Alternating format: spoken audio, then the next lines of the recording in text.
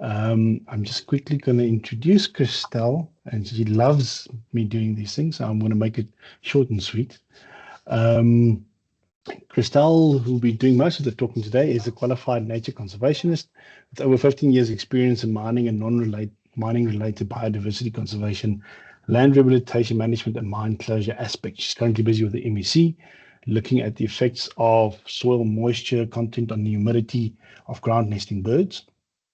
And she's currently working at Shongoni as a closure and rehabilitation consultant, where she spent a lot of her time actively managing aspects of mine closure and land rehabilitation within the mining, industrial, and farming sectors, and with a wide range of natural scientific background to that. And today she's going to be talking to us about natural capital accounting. Christelle, over to you. Thank you, Conrad. Good morning, everyone. I'm very excited to be presenting this. I think this project has taken up probably about just over a year and a half of my time and sleepless nights. So it's always exciting to just be able to share. What I did for the webinar is I have a few presentations. I don't want to bore you endlessly, so I'm going to start off with the first presentation, which is just going to be a background. And then we're going to take a 5-minute break, just so that everyone can realize that they're still on planet Earth. And we will go on to the next presentation. With the first presentation I'm doing, it's basically just giving you a little bit of background where natural capital accounting is coming from and who's implementing it and the objectives around it. So there's not going to be a lot of questions or any time for questions after the first presentation. But after the, when I start with the second presentation, I will allow time for questions before we take our break. So here we are. This is our first, I like to call it module because it sounds very fancy. But just to give you an idea, where does natural capital accounting come from? So the system of environmental economic accounting, which is also called the SEEA, the information in this slideshow I got directly from the implementation strategy that they did in 2022. So the SEEA adopted an accounting approach, and this was to organize the environmental information and make it coherent with economic information, which is organized according to the system of national accounts. And then after that, the United Nations Statistical Commission adopted the same approach. Now, what they consider, and it becomes the underlying framework, is the economic activities and biodiversity identifying drivers of biodiversity loss and ecosystem degradation. There's always been this little bit of a gap between what we're losing and what the economic factors are. And this is where they try to bring it all together. And then they also look at the responses by society in terms of expenditures or other economic instruments, and then also the impacts of economic and human activities. So where do we get our data from? For the ecosystem accounting, it's very spatially explicit. And we do combine a lot of different data. You'll see in the next presentations that I'm going to give you, some of the data we get will be in maps, and some of it will be in accounting systems, and some of it will just be monitoring data. And there you can see it's displayed on maps, summarized into accounts and tables. And what normally, when we look at any statistical data that we get, we have people working in offices and they actually go through the statistics and that. But what we're doing with natural capital accounting is we're looking at the monitoring data, because we're going to look at what's happening between certain years. Like our case study today will be 2016 to 2023. And if we're looking at environmental situations where we have, let's say, a crane population which is being minimized in a certain area due to habitat loss, those are monitoring data sets that we get from ecologists and nature conservationists. And then the data is generated from Earth observations and combined with biophysical modeling. So it's very much bringing the environmental side and the environmental monitoring systems into a statistical background, and then also bringing the economic part into that. So basically treating it as a whole. as we should have been doing for quite a while. So what the objective is of the SEEA is that they wanted to have at least 60 countries implementing one account of the SEEA by 2025.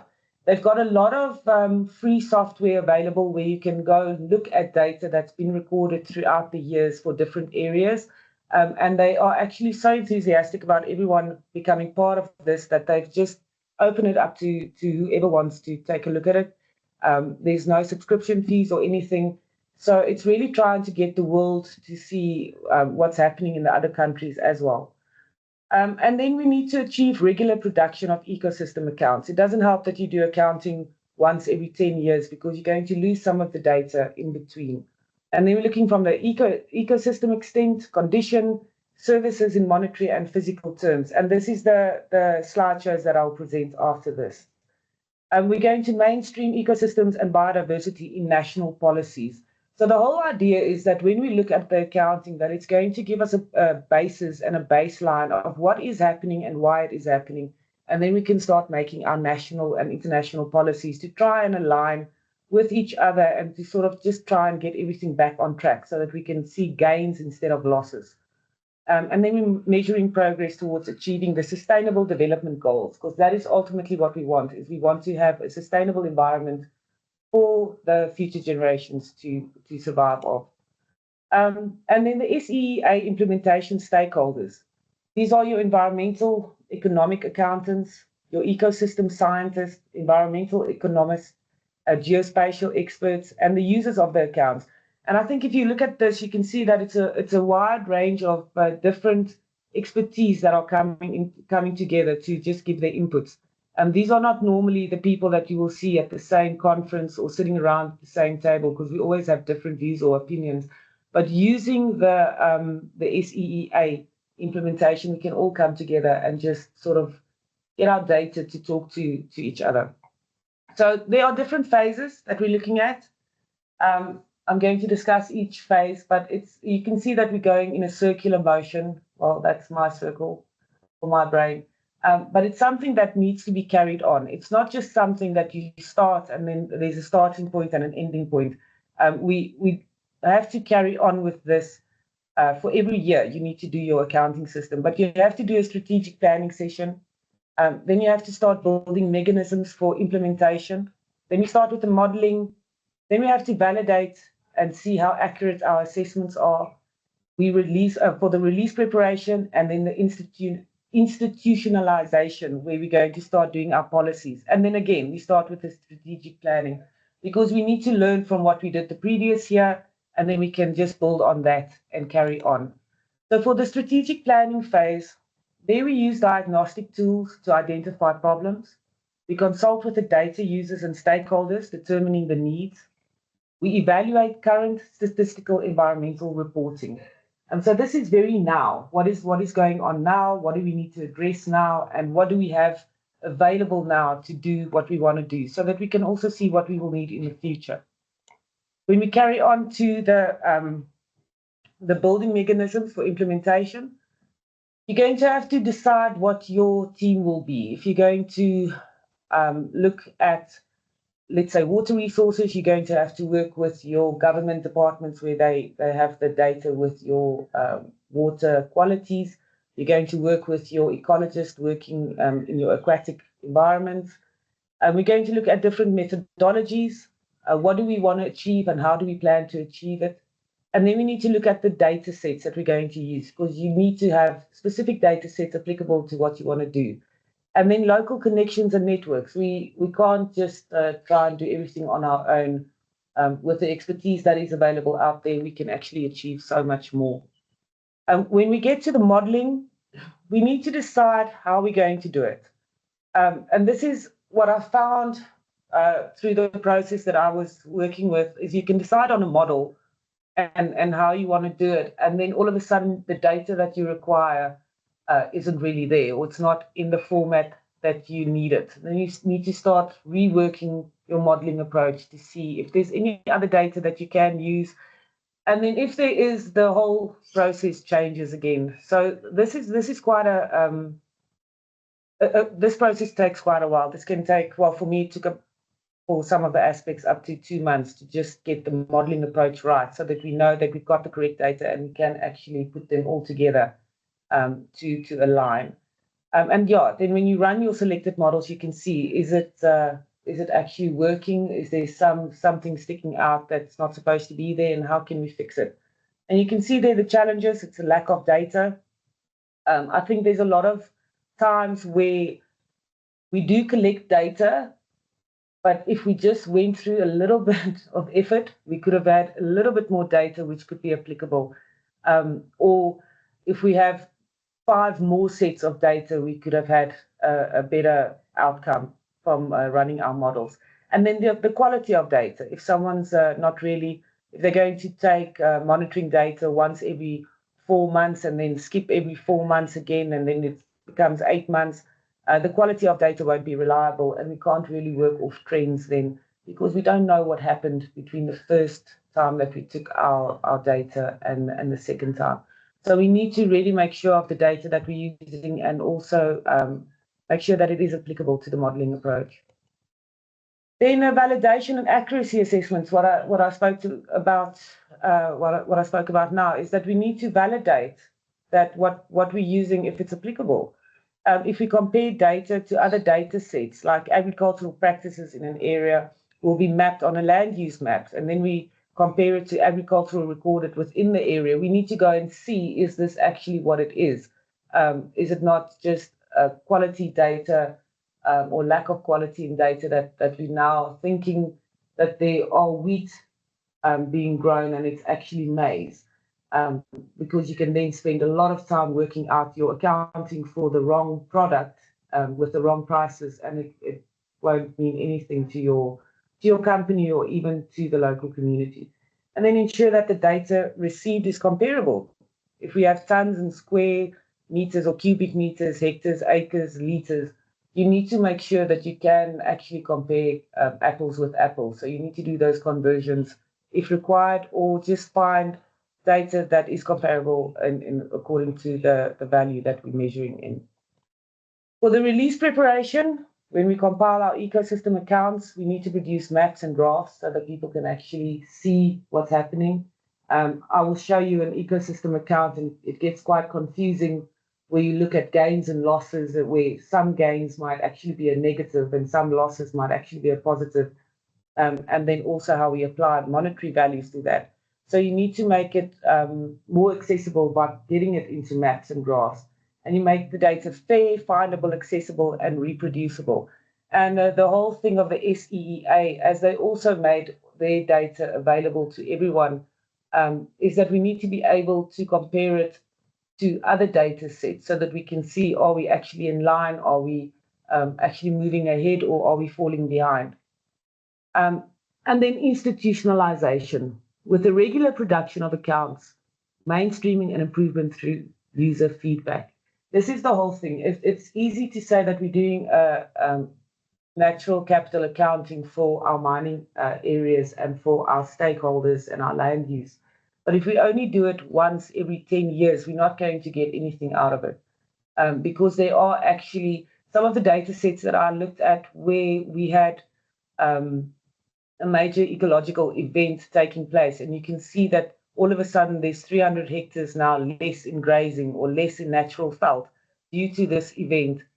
If we have to look at that over 10 years again, we're not going to be able to see why exactly did that happen, and we won't be able to pinpoint something where we can now start looking at not having it happen again. So we need to do this every year. The nice thing is that if you have your model filled out correctly and set up correctly, doing the accounting just becomes easy. You just start changing hectares, you start changing the variables. So it's the first year and the second year that is actually quite a bit of work that you need to put in that. But once you've got that, you can just carry on and just make sure that the data you put in is actually validated and is close to the truth. So I'm glad this slideshow is over, because it's quite a tedious thing, but I do think it's important that we know where this is coming from and where we are heading towards. Teresa, I don't know, are you still online? Conrad? Yes. Are we still waiting for people to join? Yes, we are, but I think we need to continue because you have a lot to cover. I do have a lot to cover. Yeah, this was the shortest slideshow. I just want to make sure, because we went through it quite quickly. So I would like to, if we can carry on with the next slide and then take the break, or questions and a break, if that's fine with everyone. I just don't want people to miss out on the next slides. Yeah, and we're doing a recording as well, so I will also Okay. make that available to everyone. Okay, cool. Okay, then I will stop sharing and just get the next presentation ready, and then we can carry on. Thank you so much.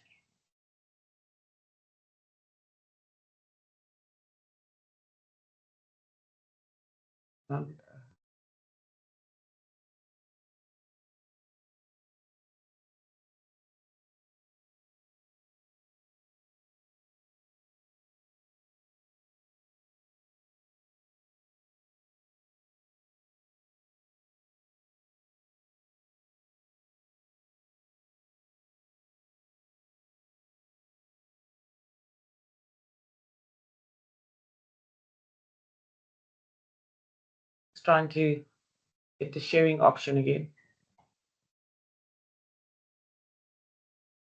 While you wait, Stefan's got a question on the CPD point. Stefan, Steve, sorry. It's a simple case of filling in the register. The event has been registered with SACNAS for CPD accreditation. So as long as you fill in the attendance register by following the registration link that Teresa sent out, you will be on that register. Okay, can we carry on? Yeah, please do, Christelle. Okay, so the main thing about Sorry, capital, you're not sharing at the moment. Am I not sharing? I tried so hard and then I failed. Hold on. Dankie, Conrad. That one. There you go. Can you see it now? Yes, we can. Thank you. Wonderful. Okay, so the main thing is that we're looking at ecosystem services. And I think we all think that we know what ecosystem services are and the general gist of it, if we look at water and all of that, but there are so many more. So I would just like to open your minds a bit about what ecosystem services are. And if everything works together, we can do this. There you go. So just hold on, I'm just trying to resume my slideshow. Yeah, do this. Hold on. There, on there. Okay, well. Just my computer's hanging. So while I try.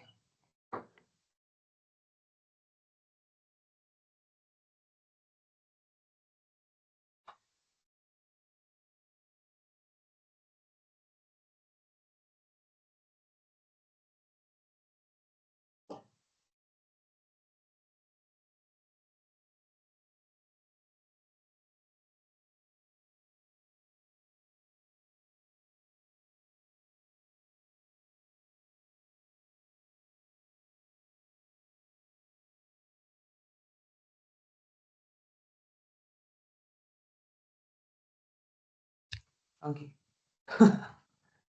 Okay, so just to give you an idea, if we look at ecosystem services, they actually break it down in quite a few different services that we get. But our provisioning services, where we look at biomass, is where we have wild animals, your plants, your biodiversity. Now, this is your areas where we have cattle or game farming, fresh and saltwater fish and biota, wood harvesting. That's one that we all know of. Livestock, crop production, grazing services, and each of them has got a different service that they're giving. So we have a sustaining the community where we have livestock provision, the wood harvesting again, sustaining community, where we have grazing services where it's sustaining biodiversity. But then another provisioning service is genetic material. And this is a genetic material sustained by biodiversity, where we have different species occurring, or we have a strong genetic availability in a species. And then water supply, we combine it with service flow regulation, purification, community consumption. So this is the few of the ones that we actually know about. We've got global climate regulation. We have removal of carbon from the ecosystem, rainfall pattern regulation, plants, forest, moisture recycling back into the atmosphere, all regulating and maintenance services. Where we look at your local climate, if it's regulating ambient atmospheric conditions, air filtration, fixing and storage of pollution by ecosystem, soil quality, our soil sediment retention, which is erosion control, landslide mitigation, solid waste remediation, again, water for purification, flow maintenance, peak flow mitigation, river flood mitigation, and storm mitigation. And I know that when we look at this, it's all sort of services that we know about, but we can't quantify. And this is where the capital accounting comes in, that you can actually start putting a monetary value to these services, and we can see what the value is to the local communities and to the businesses. Another regulating and maintenance services, noise attenuation, reducing the impact from noise, pollination services, biological control, habitat maintenance, where we're sustaining population of species, and then, of course, cultural services, recreation, everyone who likes to go hunting, our golf courses, interactions with nature, visual amenity, local living conditions, sensory benefits, of course, our education, where we have scientific research and interaction, and of course, our environmental education, and then also spiritual and artistic. And all of these can be put into an accounting system where we can work out what it is worth in monetary value. So why do we do this? This is to ensure that the value of nature is accounted for when making decisions. We might not see the value of our air filtration because it's not getting anything from our pockets, but it is actually worth quite a lot of money to us. To provide information when we plan for end land uses, specifically in our mining sector, where we need to supply the community with services where they can sustain themselves, reaching the sustainability goals that we strive for. And to determine variables which need to be monitored. We need to know what we are losing and how much it is costing us. I find that as soon as you say to someone that it's now costing them 10 grand more than the 5 rand that it was costing them 5 years ago, they start changing and they start looking at how they can fix it. Okay, so for the provisioning services, how do we actually value these services? If we're looking at the provisioning services, which is now our biomass that we discussed just in the beginning of the slide. First, we're going to need to know the production rate. So if we have tons and hectares or LSU, our market-related prices, the size of the area, and our input costs, which is going to be your labor, water, fertilizer, feed, anything that we need to put in to get the best out of it. And then, of course, we're going to have an opening and a closing account. It's going to be for areas, conditions. It's going to have our product information and our monetary value. Now, for provisioning services, you can see that I put the LSU there. There's different ways of measuring this. We can work at what are your hunting prices per area. We can look at what we are actually producing off the veld, like our wood production, how much are we paying for wood. And then we can also look at how much it's going to cost us to get those services from the ecosystem. If we need to put in more labor, if we need to fertilize, if we need to put extra feed down, and then you can start working on your accounting system. For our regulating and maintenance services, like our water purification, we need to know what the quality is of the water that we're working with. We're going to need to know what it's going to cost us to actually physically go and treat the water so that we can have clean water. We need to know what the water flows and the wetland health. And of course, we also sit with the opening and closing conditions and the monitoring value. The idea behind this is when we look at wetlands, that we can then determine what our wetland is worth as a water treatment plant, a natural water treatment plant. We have been doing the accounting for that, so it is possible. to figure out how much you are saving by actually maintaining your wetland areas and the wetland health, and then not having to put the water through purification so that you can give it back to the community to use for livestock or whatever conditions you need to comply to. And then cultural. We need to know what cultural services there are. Do we have people that look at a certain area and they think that it's got traditional values to them? We need to know how many people are actually attending these areas. Are they paying to get there? What is their petrol cost to get there? How many people do we get in a car to get there? How far do they need to drive? Do they need to sleep over? Do they need to pay to actually attend any cultural activities there? So there is a monetary value that we can place to that. It's going to take a little bit of insight to what you can look at. If you're going to look at someone driving down to the coast for religious purposes, you're going to have to account for all the petrol cost, the toll gate. Then you need to work out what is the average car that they'll be using so that we know what the average petrol spend would be. You need to know how many passengers they put into that car. You need to know what are they going to eat there? Are they going to make their own food? How much is that going to cost? So there's a lot of accounting that goes into these things with different aspects, but in the end, we can bring it all together and actually do an opening and closing balance for this. And then what is the result? We get an extent account. Like I said, the opening and closing areas. This is something you're going to hear a lot, opening and closing, because we need to know what we started with and where we are now. We're going to do a condition account so we can see what is the conditions that we're working with. When we started with the water, what was the quality in 2016? What was it worth in monetary value? And where are we now? Is our quality now gone down? Is it gone up? Do we have an increase or a decrease in our monetary value? Has it now increased in our treatment that we need to do? Is it costing us more? And then the ecosystem service flows account.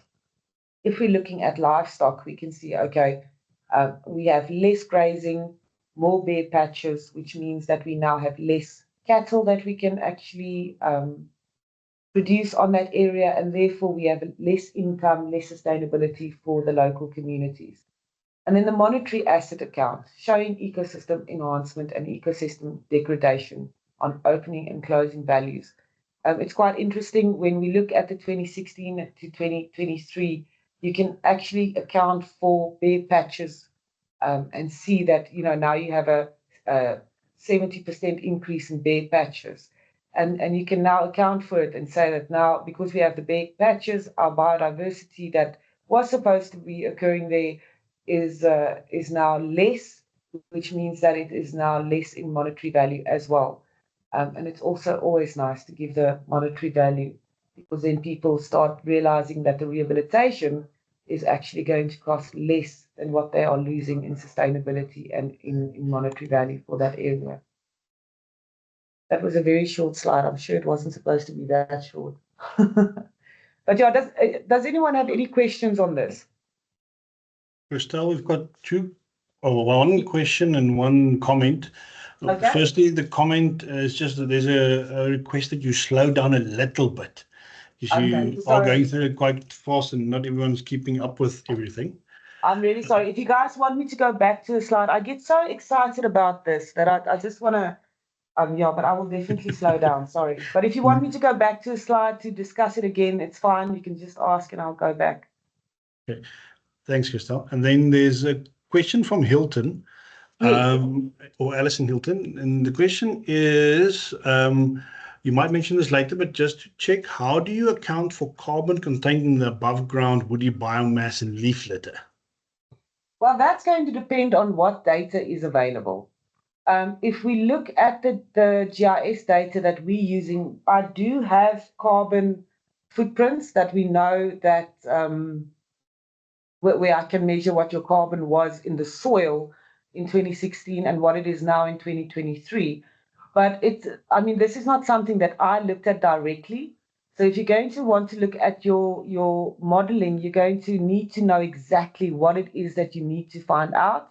And then I would go and just, I would always want to say minimize what I need. Just get your base. If you're going to look at woody plants, you need to go and maybe perhaps go and see what your woody components would be worth.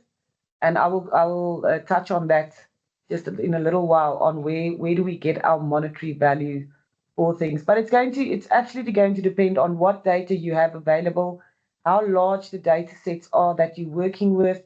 A lot of times, if we're working with spatial data, it covers quite a large area. And from what it sounds like you want to actually calculate, you're going to need more of a micro data set to first account for, and then probably work from there and enlarge it in the area, because it's going to be a lot of data that you need to work through. I don't know if that helps at all. Yep, in the chat, Alison said, thank you, agree on the micro data set. Yeah, it's going to have to be. The problem is when you start with this, you have a general idea of where you want to go. And then when you start doing your research and you start talking to the experts and you realize that there are so many different components and variables actually filtering through. Is rainfall going to be a thing? Is your the what do you call it? The radiation budget going to be a thing? Is is your soil type going to be a thing? And from there on, getting a monetary value to all of those. So I would really suggest anyone trying to attempt to do this know exactly what you want to do, so that you don't sit with sort of just falling all over the place and not knowing where to go and have a look. I can give you so many examples of where I wanted to bang my head against a wall, from just trying to get too much data into one specific structure. Sometimes you need to just realize that you don't need everything that is presented, and just take out what is required for that specific thing. This is not about being clever and being smart and showing that you can do research, or that you have the knowledge. This is doing natural capital accounting is going to the basics and just saying that one apple is worth R1. If I have 5 apples, I can feed 5 people, and it's going to be worth R5. If I lose 3 apples, I now have 3 apples less that I can feed 2 people, and it's less R3. It's just sticking to the basics, but also finding that fine line between what we need to know and what we have to get to know what we need to know.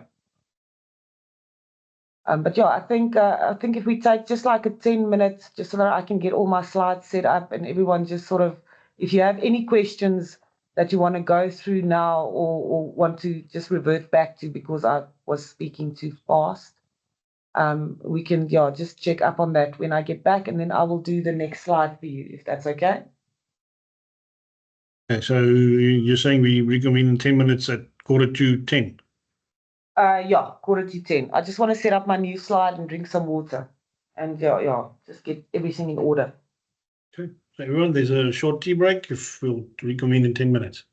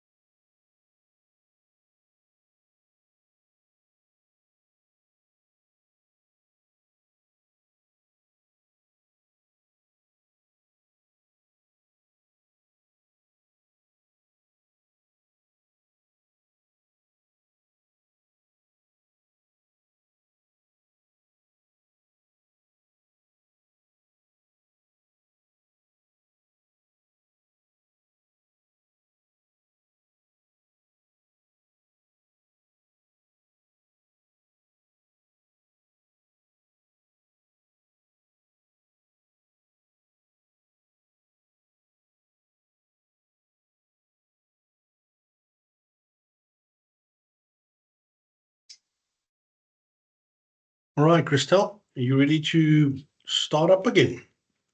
I am indeed slower. Right, thanks, Christelle.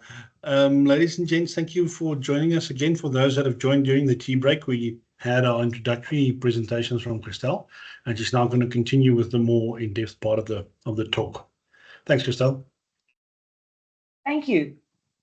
Yes, so for us to do ecosystem accounting or natural capital accounting, we need to know what the condition is of what we are assessing. So we're going to rely on environmental statistics. So the environmental statistics provides the information about the environment that we're going to need.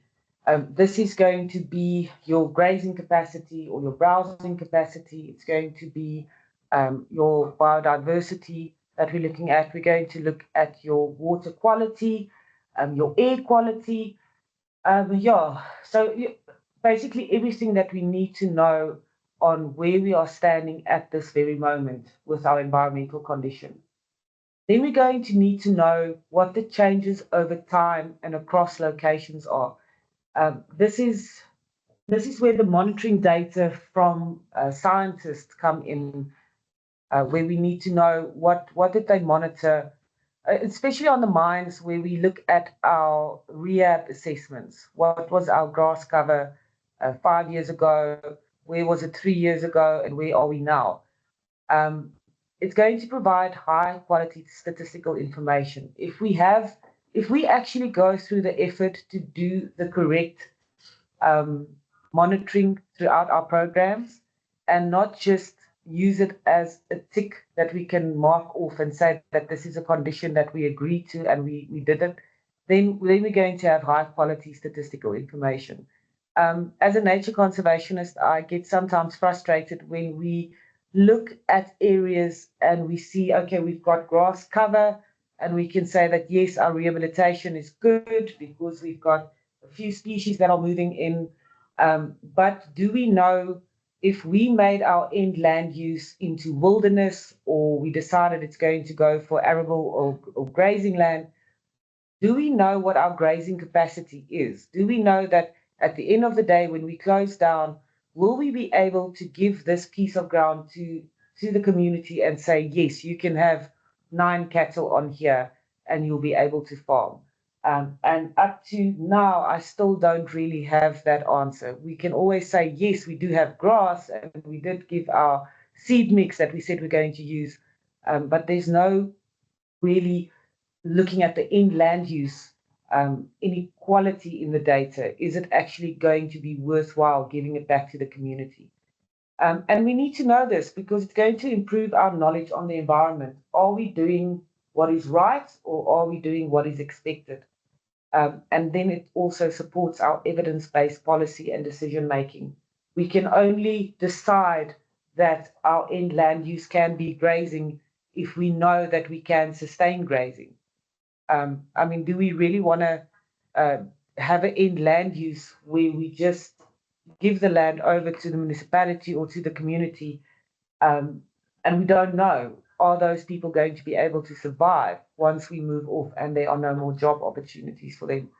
So, yeah, and if we then have enough evidence to say, listen, we did rehabilitate, but unfortunately the conditions aren't good enough, we're not going to be able to give this land over as grazing, then we can start changing our policy and we can say, listen, let's look at a different land use where we can allow the community to become self-sustainable.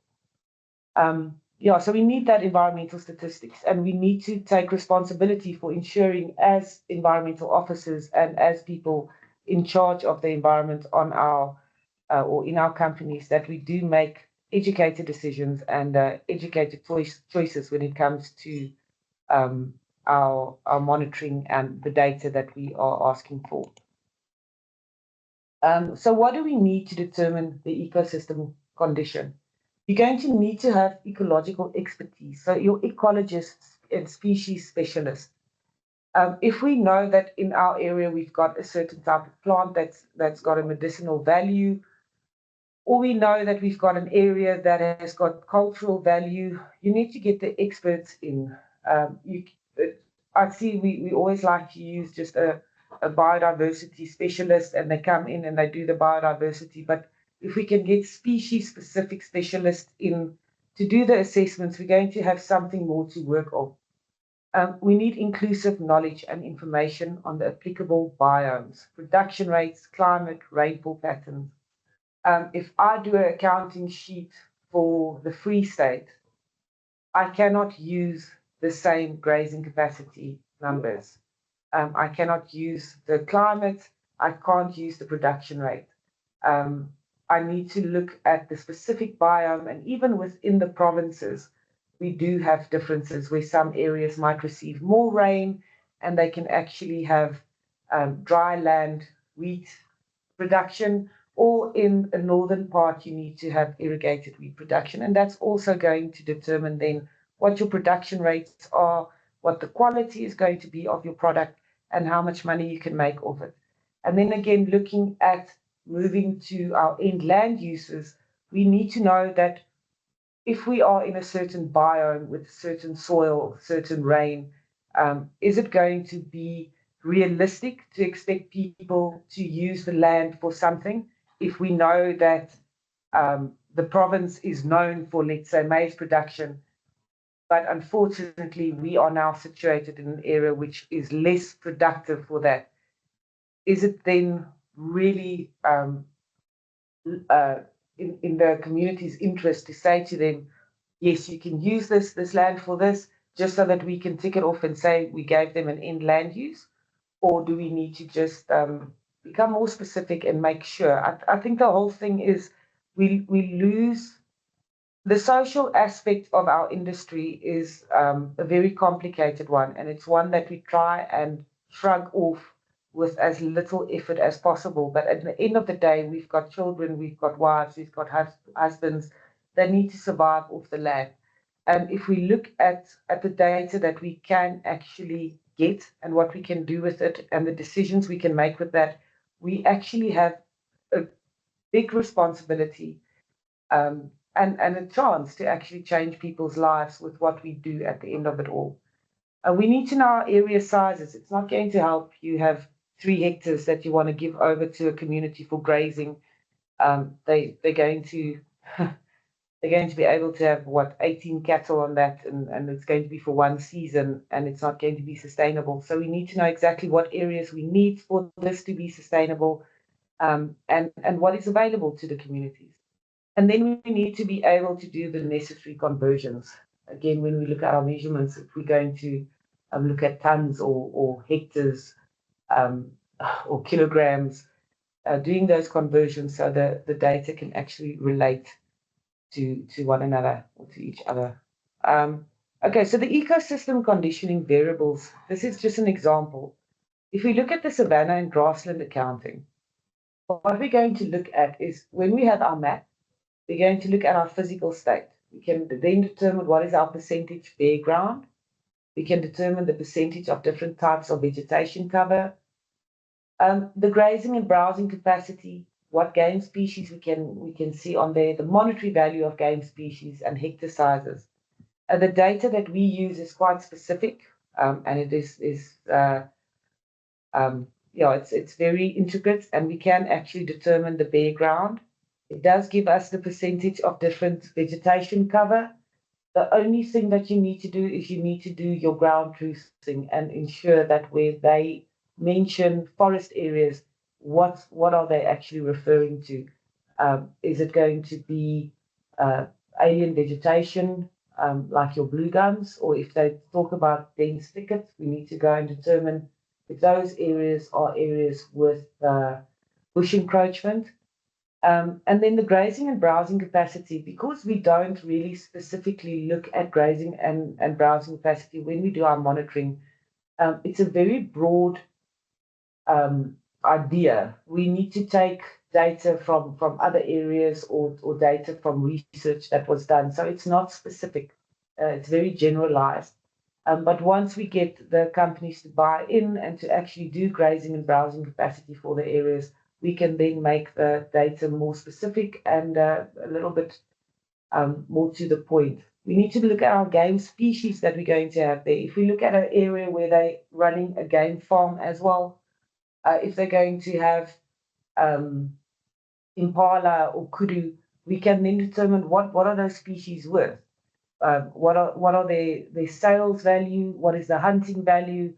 We have people visiting the reserve, so we can work out what the cultural value is just by looking at the amount of people that are coming in and how much they pay to be there. And yeah, the monetary value of the game species and hectare sizes. If we know what our browsing capacity is per hectare, we can work that out.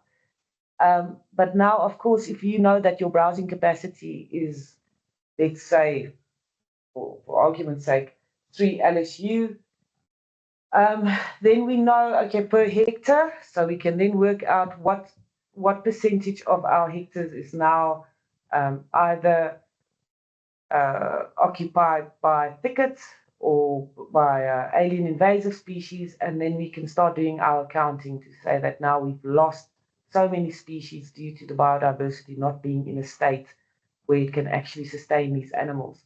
And then we can work out our input costs, what it's going to work out to get the biodiversity area again. And then, of course, we can correlate that with how many species can we now actually have on this area and how much are they worth per species versus how much it's going to cost to get the area to a point where it is sustainable for the animals.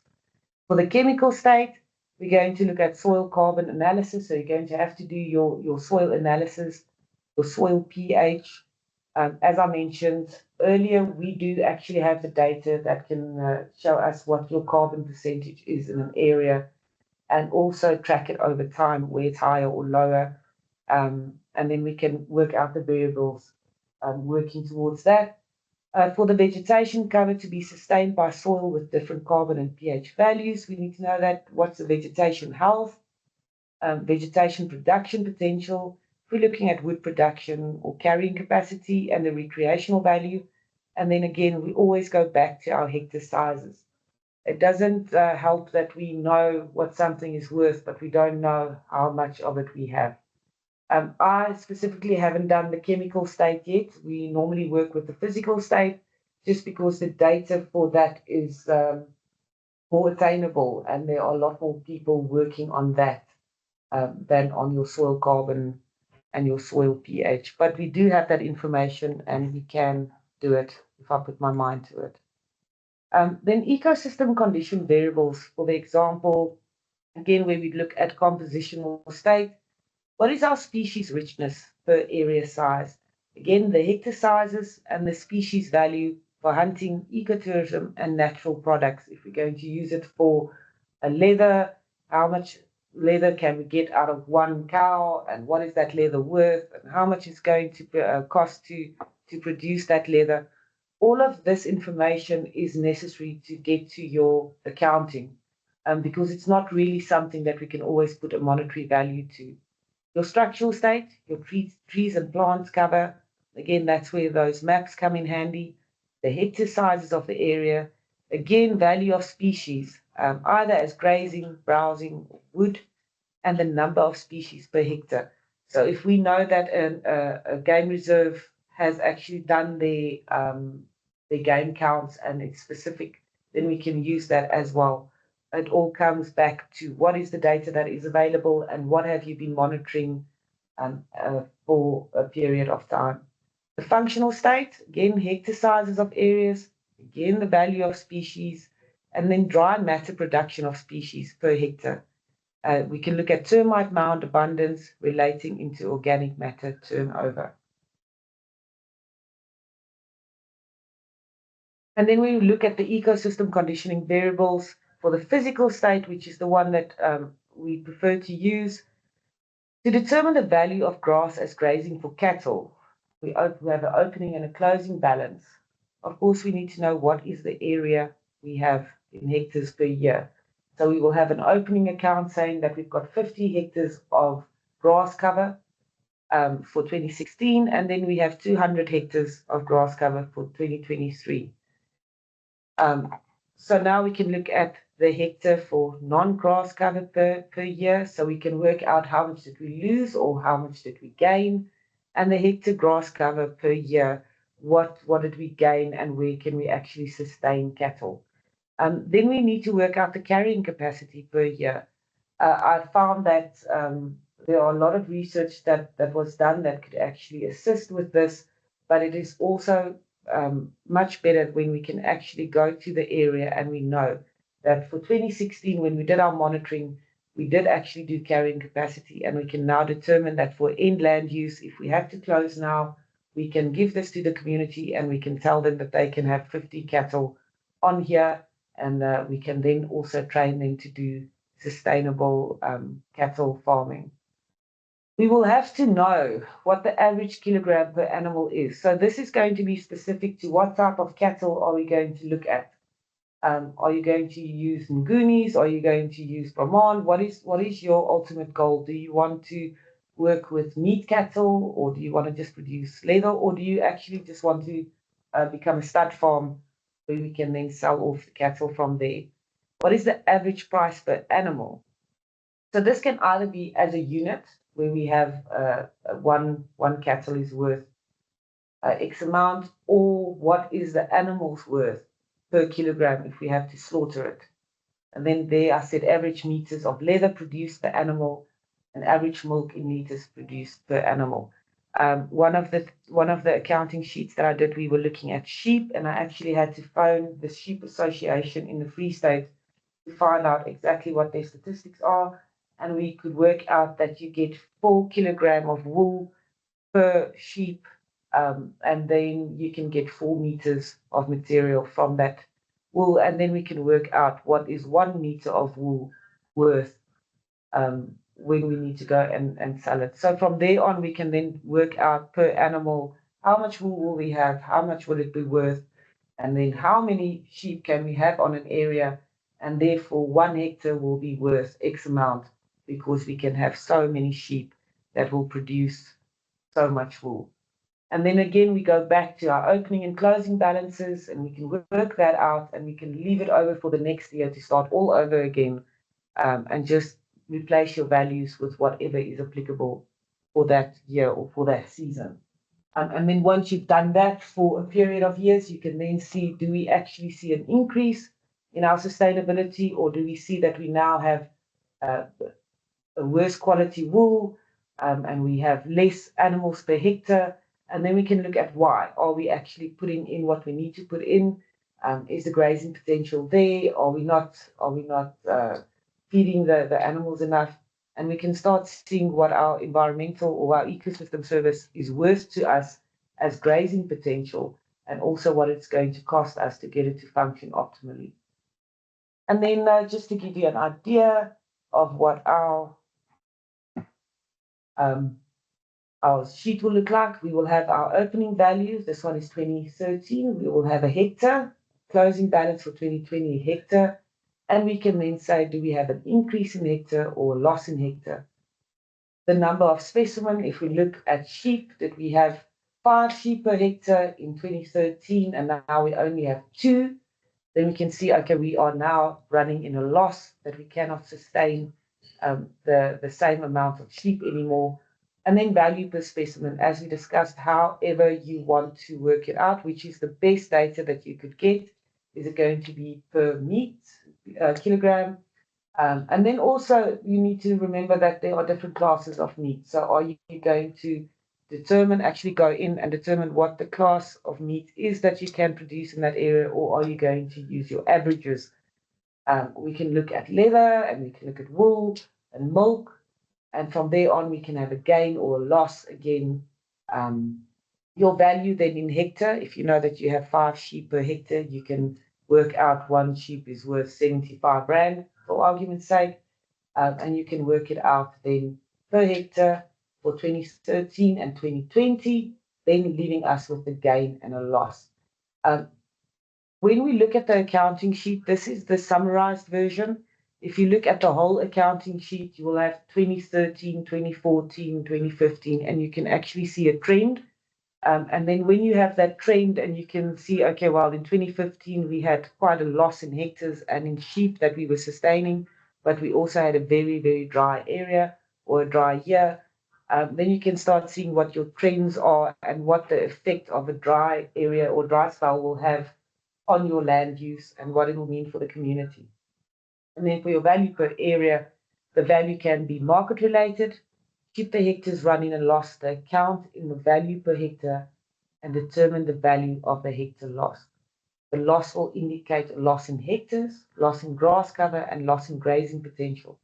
This will indicate the need for remediation. And then, of course, you can see again, what will it be worth to you if you can actually have the amount of cattle that you need to have on that hectares, and what it'll cost you to get it up to there, and you can make the decision, are we going to keep this area for sheep, or are we just going to give it over for some other land use that will also be sustaining the community? What I did find was that when we decide perhaps that we want to change it to wilderness and we want to make it a game farm, we shouldn't look at the land use or the end land use as just something that we can say that we close now and we've left it as is. If we look at our nature reserves sustaining a community, the amount of labor that we are using on that farm and the amount of potential that it has for the community is much less than when we can actually give it back as a sustainable grazing area. So we need to always take into account, what are we aiming for, what is our policy stating, and do we want to actually leave something for the community that is a legacy from our side and that they can look back on and say, yes, we can survive on this and we can support our families. Any questions on this? Christelle, maybe a question from my side. There's nothing in the chat at the moment. Just a question from my side is, how do you take into account, it's now a difficult question, but I'm going to ask anyway. How do you take account for mismanagement of the area? Let's say, for example, we've often seen that, let's say, for example, we've got an area that's been rehabilitated to a certain standard and land capability and cover and everything, and you've got a base that is dependent on how the site's going to be managed with the next landowner. And very often it's not, and you see the area degrading. How can you account for that, or can you account for that in this capital accounting, or is that something that you can only verify through monitoring? The thing is, Conrad, when we do the accounting, we don't just look at the area of the mine where we're working on. We actually take into account, let's say the mine is let's say 100 hectares. We actually look at 1,200 hectares. So we need to take into account the community around the mine, and we need to look at what is our influences from the top and our influences at the bottom, and what is actually happening in the community at the moment. If we know that the community is using slash and burn to create new fields so that they can farm on that, then we know for a fact that if we give them land, they're going to use it for their cultural practices. And I think it's very specific to where you are. If you are actually situated in an area where cattle farming is the main production, you can know that community will actually farm with this. You can't go into an area and then decide, now we're doing aquaponics, and no one's ever heard of it, because then they are going to mismanage it just because it's not something that has ever been done in the community, and there's a lot less knowledge on it. So I think to ensure that whatever you are planning at the end, it needs to fit in with the general, with the community and what they're actually used to doing there. We're looking at areas where people have been farming and sustaining themselves for years. They've got cultural knowledge that we don't even know about. I mean, even if I look at the farmers in Carolina, they've got a different way of doing things that farmers in Limpopo have, and it's just the way they've been doing it, and it's working for them. So I think a lot of times we don't want to give credit where credit's due, but we're also trying to be a lot smarter than what we need to be. you need to have your stakeholder engagement. You need to know what their needs are and what they are doing at the moment. And from there on, it's going to be a partnership. If you give the community something that they know works and they know that they can trust in, let's say for example grazing, it's not going to be mismanaged. You can't just go and say, okay, you've gone from grazing and now we're giving you something completely different, because then they're not going to know how to use it. But it also doesn't help that we give them something that's substandard, because the moment that we start seeing losses, it's also a demotivating thing. So if you want to look at how do we keep it from being mismanaged, make sure that whatever you're planning is suited for your community, your stakeholder engagements are there, and that you ensure that you're aligned with them. I know there's an area where they decided to enhance the community by allowing them to farm with goats. And this community has never, ever before farmed with goats. And they built amazing structures for them. They gave them everything they needed. And within a year, there was one goat left, because no one knew what to do with the goats. And it was a great initiative, and there was training and there was everything, but it wasn't in line with what the community was used to in a cultural or historical fashion. And we need to remember that we are not always as smart as we think we are. Thanks, Christel. We've got two more questions. The first one from Dion van Enen, asking, have you done any work on restoring areas to pre-existing status, and how do they determine the values in that instance? So when we look at the pre-existing status, we need to determine if the pre-existing status was actually optimal or not. Because we have cultural influence, we don't really have areas where we don't have human influence. But the best bet to always compare that to is to look at the most natural state, the closest to your site. If you have a nature reserve or an area that's been protected for a number of years, and also that has enough monitoring data, just to give you a baseline for what you are aiming for. But unfortunately, looking at our industry and the soil changes and the soil dynamics that we do, it's not always going to go back to the optimal state. The idea would be to ensure that the ecosystem services that we require can still function by having the correct. It's not always going to, and I'm saying this because I'm doing a study on blue gums in one of the other slides. But we need to remember that even though there are some species that are not favorable to an area, they are still conducting a function. So what do you want to aim for? Is it going to be to get it back to a pristine state, or do you just want to have a functional state where it's not going to be more detrimental to the area? It's going to be sort of a stagnant state, but it's going to be able to do the service that you need for it to do. If you want to take it back to a pristine state, I think the input cost to get it to there versus the output cost is going to be more. I do think that just getting the area to be sustaining and to provide environmental service without looking at the pristineness of the area might have more value than getting it back to the pristine state. But that's just my opinion. Thanks, Christel. Further on that, there was a further question on what about the irreplaceability index? I did not work with that at all. So no, I cannot comment on that. I was only looking at what did we have, what do we have now, and trying to fix that. Because I think if I have to go to anything that's irreplaceable, I might just lose my mind. Thanks, Christel. And then there was a question from Ingele asking, may we have an example of what the calculation of the previous table would look like if possible? So where you had the summary, do you maybe have an example you can show with the bigger calculation? I am actually doing my last slide is going to be a full calculation with input costs.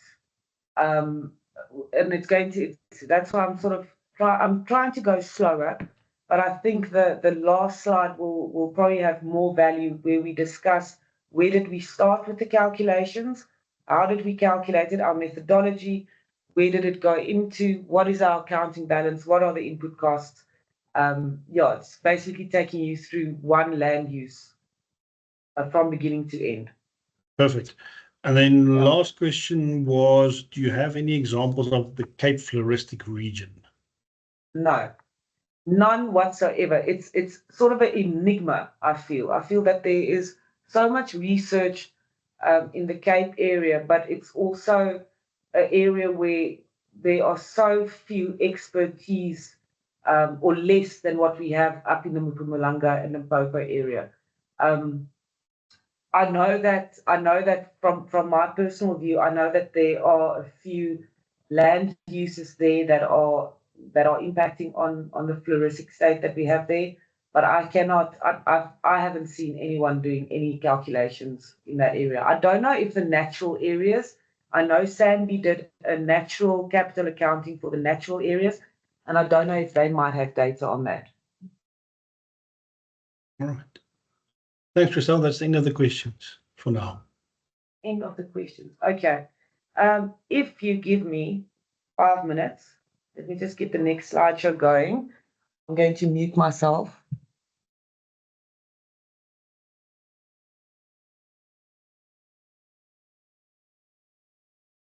If anyone else from the audience has any questions, you're welcome to pop them in the chat, and then we'll get to them when there's a gap.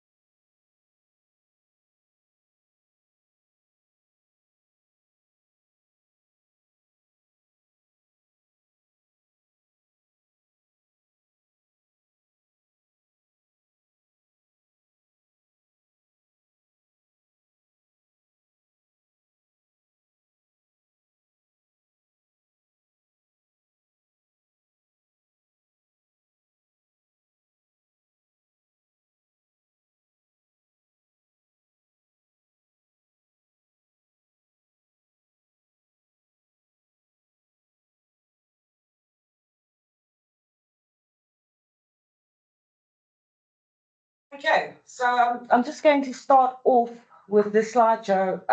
It's going to be the ecosystems valuation.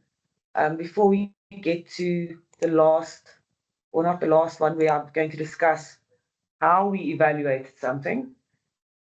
So the principles is that the ecosystem definition is a dynamic complex of plant, animal, and microorganism communities and their non-living environment interacting as a functional unit. Accounting is the records, it records the value of a company's inventory as stock and the value of transactions within an accounting period, which is then recorded as flow. Ecosystem accounting is the relationship between ecosystem stock and ecosystem flow. So when we look at stock, we look at our assets, that's wood, vegetation, wetland, water flow, soil, species, and then our flows is the dependency of different assets on each other, where your wetlands are dependent on upstream water flow and human dependency on ecosystem services such as forestry, agriculture, mining, and recreational. So what are the challenges when you try and put a value to an ecosystem service? There's a difference between exchange values and welfare values. The welfare economics seeks the economic state that will create the highest overall level of social satisfaction amongst its members. And the ecosystem services, such as air filtration, have no related markets or similar items that are currently traded in sufficient numbers and in similar circumstances. And then where there is no market prices for transactions that are observable, valuation according to market price equivalence provides an approximation to market prices. So unfortunately, we do have some ecosystem services that are a little bit more difficult to put a value on. But I will show you the total economic value and how we get to that. If we look at use values, we get direct use value. This is used directly and can be consumptive. We have indirect use value. This is a function or a service providing input for another service. And an option value. This is the future use of an ecosystem is available but not currently utilized. So this is where a lot of our accounting comes in. If we look at our end land use, is that future use of the ecosystem. Is what are we aiming for? What is the best that we will be able to get out of this hectare? Our indirect use value, if I'm looking at beekeeping or apiary, and I want to look at what the pollination is worth, I will look at what the honey is worth. And then direct use value, how much is it to consume maize or wheat?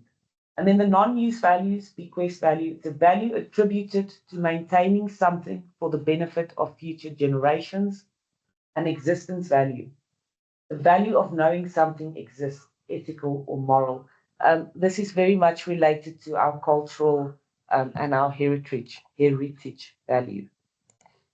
So how do we value services that have no market value? If we look at natural or religious heritage destinations, the travel cost, I did touch on it a while back. Some areas we have golf courses where we have water doing a service there, but we also have our recreational service that it's giving. But how do we determine what that golf course is actually worth?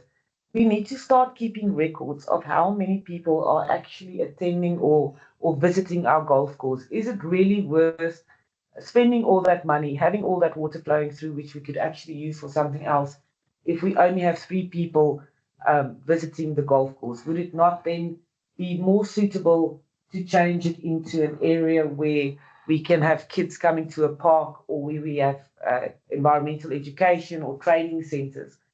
So we need to start keeping records of what our recreational services are.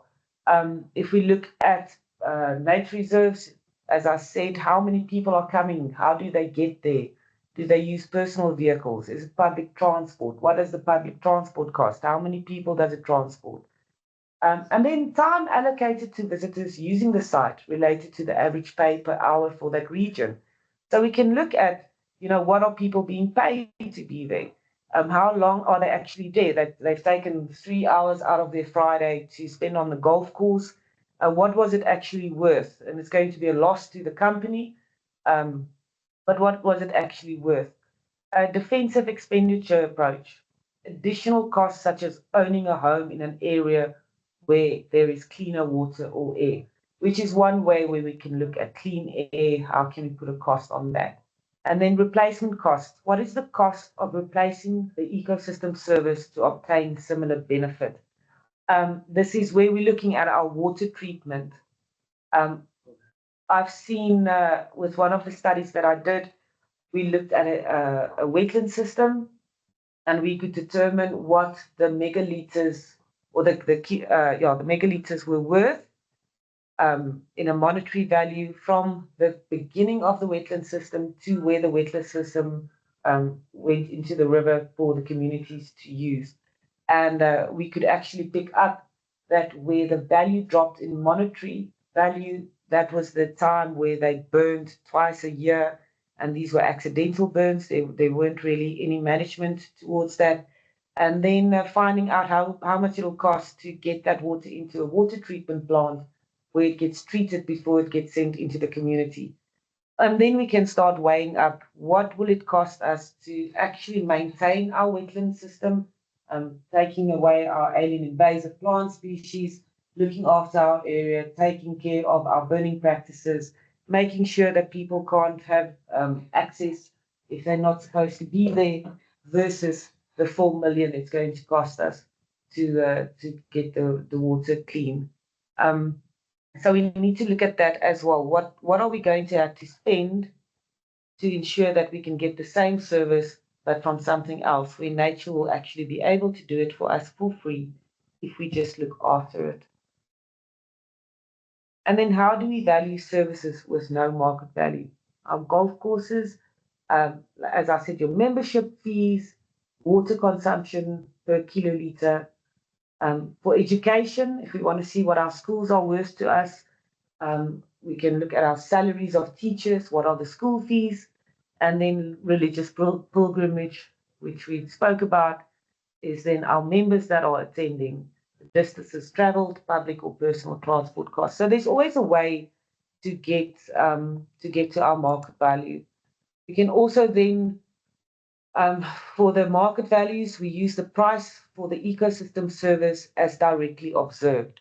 If I know that the wood production in my area, or if we're going to do bush clearing, that I can get 75 Rand a kilo, or for 5 kilogram or 25 kilogram bag, then that is the value that I have. Is I can then say that per kilogram, this is the worth, and then I can also, through numerous calculations, work out how much wood I can actually get off a hectare, and then we can say per hectare, this is what it's going to be worth. We can use prices for similar services and goods. If we don't have something that is directly related, we can go back and say, okay, what is close to this? And we can do an average or a close enough guesstimate. This is also, again, going back to what is the data that we do have available. And then use prices where the exact ecosystem service is part of a market transaction.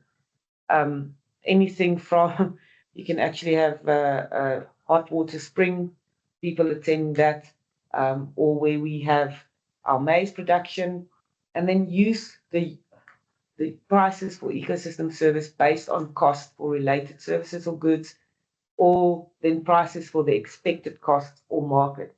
There's a lot of trends that I think I am actually on every single agricultural board or society that I have now applied for membership to. And they actually have a lot of valuable trends and predictions that they can tell you that if we look at our temperature and our rainfall predictions, we can then estimate that for 2025, this will be our production per hectare. And that's going to assist you with determining what are we going to do next year, and also the potential for your land use, should you need to determine if it's going to be viable or not. And here we talk about wood production, going to be the cost of wood per kilogram, and the wood production per hectare. A lot of times it's a lot of research that needs to go into this. Wood production per hectare, you can't thumb suck it. If you do have a person at work that you don't really like, you can do, and they don't have a lot to do over Christmas, you can ask them to go and count all the trees in a hectare, determine what the trees are and what the average height of those trees are. That'll give you excellent data, but then again, you can send them to do that next year again. So we do need to also be realistic with what the data is that we're going to get. For honey, which is going to be our pollinating services, we look at the price of honey per kilogram. We're going to determine how much kilogram can we actually get per hectare. And then agricultural practices, price of produce per ton. This goes back to what are they actually producing in that area, and what are the market-related prices there, because it's not always the same in some of the different countries that I've worked. Their market-related values are either much less or much higher, just because they look at exports more than actually consuming it themselves. And then grazing, the price of bales, cattle prices per kilogram, what is the wool that we can get, and what do we actually do with it? It's once we get into land uses and we can actually get our communities to invest in cattle or in sheep and wool, I feel that there's a responsibility at least to get them involved and networking with the societies in and around them. where they can also become part of the market trends and know what's going on. We need to be able to give them a piece of land where they can take ownership and actually pride in it. And I have seen a case study where one of the mines overseas actually invested in Angora sheep farming. And they didn't do a lot of training because these people knew how to farm with sheep. But what they did do was they allowed for opportunities for the community to actually get involved with the trading societies and to have them sit in on meetings and also become part of the discussions to explain their needs. And the production that they started getting off the hectares were just amazing without any extra input costs from the company. It was just basically getting those connections and getting these people to work together. So this is the last slide before we get to the major calculations. So I don't know if anyone's got questions.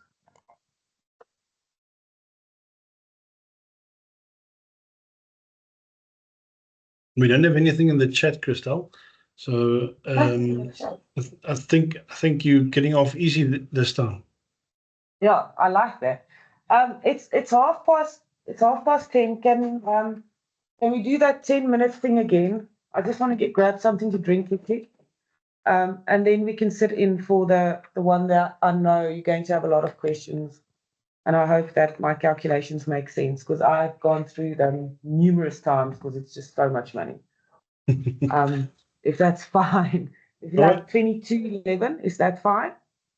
Perfect. Thanks, Christel. See everyone back at 22.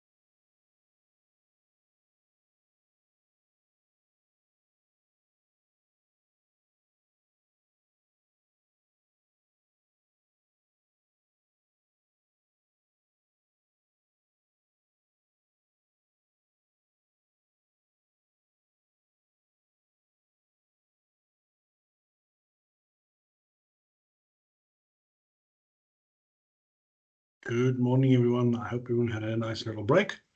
And we're looking forward to this next part, which I believe everyone has been waiting for, which is now the detail and how these calculations work. Christelle, over to you. Thank you, Conrad. Yeah, what I'm going to do is I'm going to discuss a little bit and then ask if there are any questions and then carry on. There's 17 slides in this, but it is the detailed calculations. And I've got my Excel spreadsheet next to me, so if I need to answer any difficult questions. But yeah, let's carry on. What I did was I decided, because at LaRSSA conference I discussed the blue gums as a land use, I decided to just take this and expand on this, on how we got there, but I also put input costs in just so that we can look at the difference. So first of all, on the study site, we had quite a lot of blue gum stands. And we had to firstly identify the ecosystem services that we got. We had provisioning services, which is the biomass from wood harvesting, water supply, where it's purification of water through the uptake of underground mine water and recycling it back into the environment. It's storm management, which is mitigating wind, noise attenuation, reducing the impact from noise, biological control, pest control, because we have a lot of raptors in there and they are actually taking out a lot of the rodents within the agricultural fields in the area, and then pollination services, which is the fertilization of crops and wild plants. As you can imagine, we couldn't account for all of these, so we had to go and decide what is the best ones that we can look at and what do we actually have data for. So what we did was we started looking at our biomass and timber if we need to get rid of all the alien invasive blue gums. And we had to look at what is the size of the area that we're going to have to remove. What is the kilogram of wood that's going to be available? Is it going to be worth our while to actually chop this down? And then, of course, the price of wood. For the water supply, we had to know what the size of the area is and how much water is being extracted, and also the price of a water treatment plant or treating the water within a treatment plant. And then we also decided on the pollination services for bees, because it's something where we can actually take a monetary value and say that we can work it out. So we had the size of the area, how many hives can be sustained, and how much money is provided, and then, of course, the cost of honey per kilogram. So when I got hold of my service provider, I asked him for our maps. Some of you went to the LaRSSA conference will remember this slide. This is just a hypothetical illustration. We had our 2016 opening balance. This is the map that they provide. I don't know, can you see my arrow? This map is our 2016 opening balance, and then this is our 2023 closing balance. Already looking at the map, you can see that here we have more water in this area than we have here. Here we've got areas that are not covered. And you can already see a little bit of difference in our vegetation within this area. If we look at what we take out of this map provides us with the data that we get in this table. We can see that we have space bush. Just to give you an idea, when I said that we look at the whole community and not just our mining area, in 2016, we had 5,731 hectares of space bush and low shrub, and it went down to 4,882 hectares in 2023. And if you look at our cultivated pivot, there was only 53 hectares in 2016, where there was 49 hectares in 2023. We can then also look at our thicket and dense woodland, which was 10.28 hectares, going to 9.54. Now, to give you an idea, this is all in hectares. I don't get it in hectares. I get it in everything is in completely different units. And then I need to convert it into hectares. But we also get our natural water. That 22 is actually the hectares that it is taking up. where in 2023 it's 34. If you see that this is less and this is more, please remember that this table is not specific to these maps. These maps were just a nice representative of what our maps would look like. And then our forest, that's the 4.02 hectares. These were actually tiny stands of blue gums that were mainly planted in areas, which is our agricultural areas in the farmlands and the farm areas. We do need to have this wide data set because you can see here in 2017 there's a 3.76 and in 2019 there are always some areas that we need to be able to account for. Unfortunately, that is just where we are with data interpretation. But yeah, if you have any questions on this table, please let me know, and I would gladly answer it for you quickly. Christel, maybe a question from my side. Do you purchase data or do you generate the data? We purchase data. We actually have service providers that work internationally who have amazing data that they give us, and they can actually, depends on what we require and what our needs are, they can provide the data for us. And then it takes me about a day to just sit with them and we can go through all the calculations on how to convert everything to the necessary units. And if I may ask, say like a data set like this, what would the price range be for something like that? It depends on how big your area is and how much data you want. For this specific project, we actually had not only our land use classes, we also had our burning patterns for 2016 to 2023. We also had our wetland health. We had our soil and our carbon, and the whole set for this area was 120,000 Rand. Okay. Yeah, sorry. Thanks. Yeah. So it depends. It depends on what we ask them, what is the client's needs. But it can also, I mean, one of the data sets that we purchased was only 50,000. So it all depends on what you need and what you require. Thanks, Christel. There's a question in the chat from Charnay asking, are they using satellite imagery or LiDAR to get the information? Both. I suspect it might be. Yeah. Okay. Hester has got a similar question asking, as a sentinel imagery, how confident are you in the classification of the thresholds and the classes or the habitats? This is why there's an extensive field visit that carries on with this, where we actually have to go through.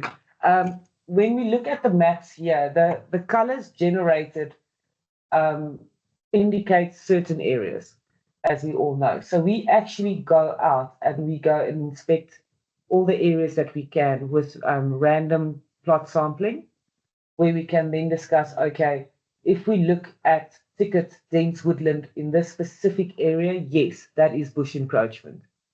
Because all 10 of the sites that we went to, that was bush encroachment. If we go to our forest areas, we went there and we saw, okay, we did 5 sites were all blue gums. Then we know that this is what it is. But you need to do that verification on the ground, because otherwise you're going to be screwed. You're going to be accounting for stuff that doesn't exist. Perfect. Thanks, Christel. That's the last of the questions. Right. Okay, so when we looked at the biomass, a lot of work that went in here. I did give my references there, but according to the satellite imagery, what I did here was, just because the hectares of the original study were like 226, and it just became a nightmare to do a presentation on. So I did adjust my accounting sheet to start at 20 hectares and running into a loss of 7 hectares, ending at 13. So the hectares, this is a very hypothetical study, although the numbers that are being used is 100% what was used in the sheet. So what we did was, I went and did a lot of research and found out that a full-grown tree can reach a height of between 30 to 55 meters. So when we did the accounting, because I'm not going to go and count all the freaking trees or measure them, I worked on an average of 43 meters.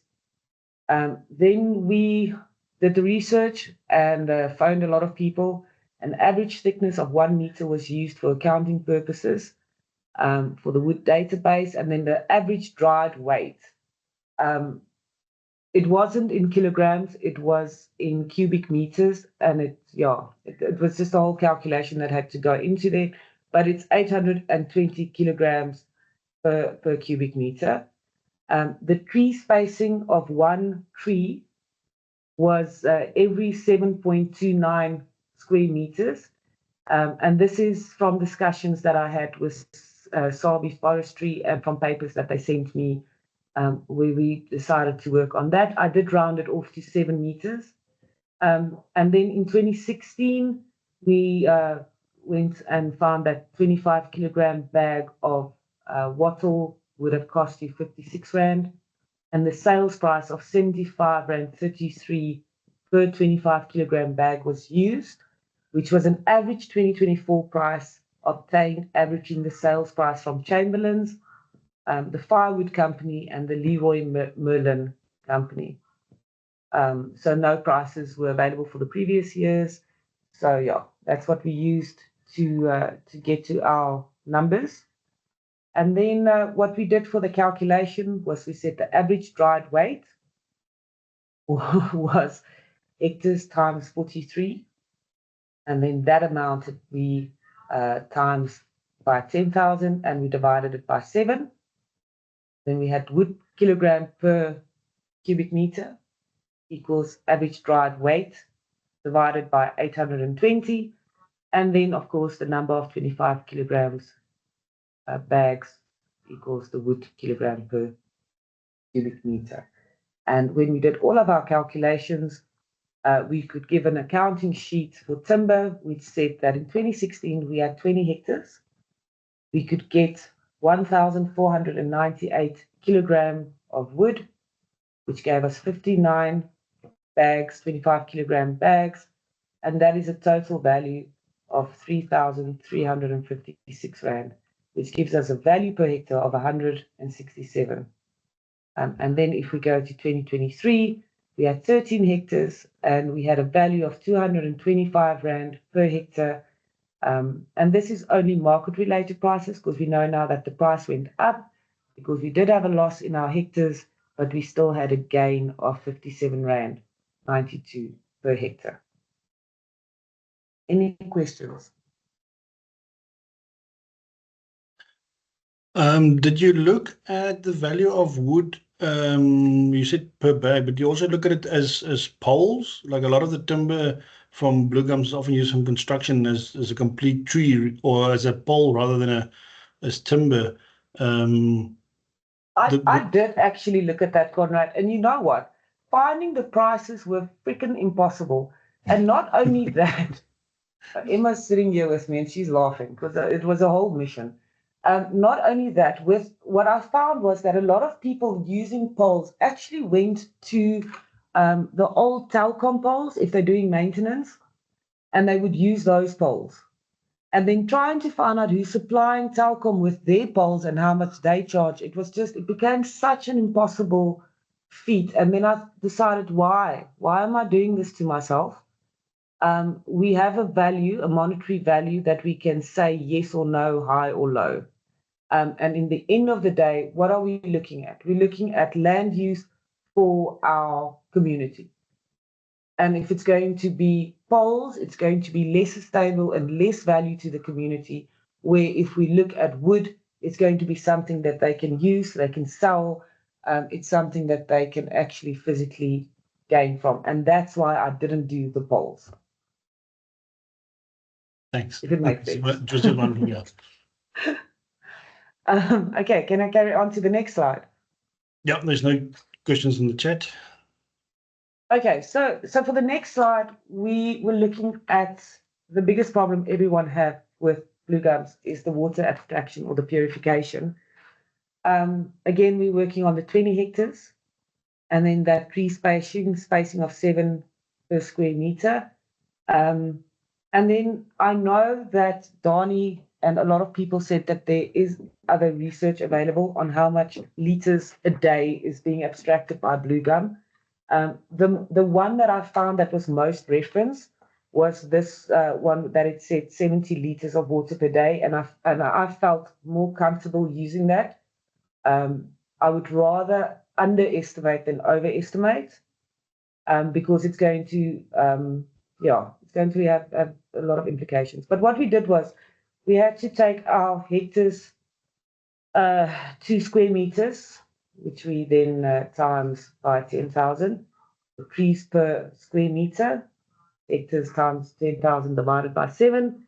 The liters abstracted per day was hectares times 10,000 divided by 7 times 70. And then we got to our megaliters a year, which is our liters abstracted per day times 365. And what we found was, what did I do now? What we found was that in 2016, with our total number of trees of 28,000, with our megaliters a year that was abstracted was 730 megaliters a year. And because we have a loss of 7 hectares, that meant that there was 255 megaliters a year less being abstracted. Now, even though it's a loss, this means that there's now 255 megaliters a year extra being put into our ecosystem. And we need to remember that this is underground mine water, which is not desirable.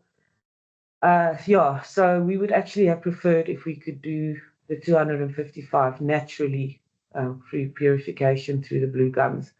But you will see where this comes into our accounting sheet at the end.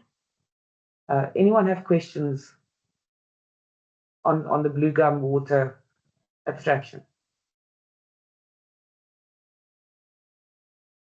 Nothing. Okay, then we did look at the regulating and maintenance services of pollination, because we do know that we're looking at inland use, and we're also looking at trying to provide ecosystem services to our farmers and also to keep our biodiversity healthy, where we need our pollinators. Looking at the 20 hectares for 2016, closing to 13 hectares. How we did it was we did our research and found that per hectare we can have 3 hives. The average kilogram per hive is 15 kilograms. This is in one season. Honey or bees normally have 2 seasons, so to be a little bit conservative, we stuck to 1 season just in case there was a drought or fire or death amongst bees. Apparently that's a thing. 15 kilograms we worked on 1 season.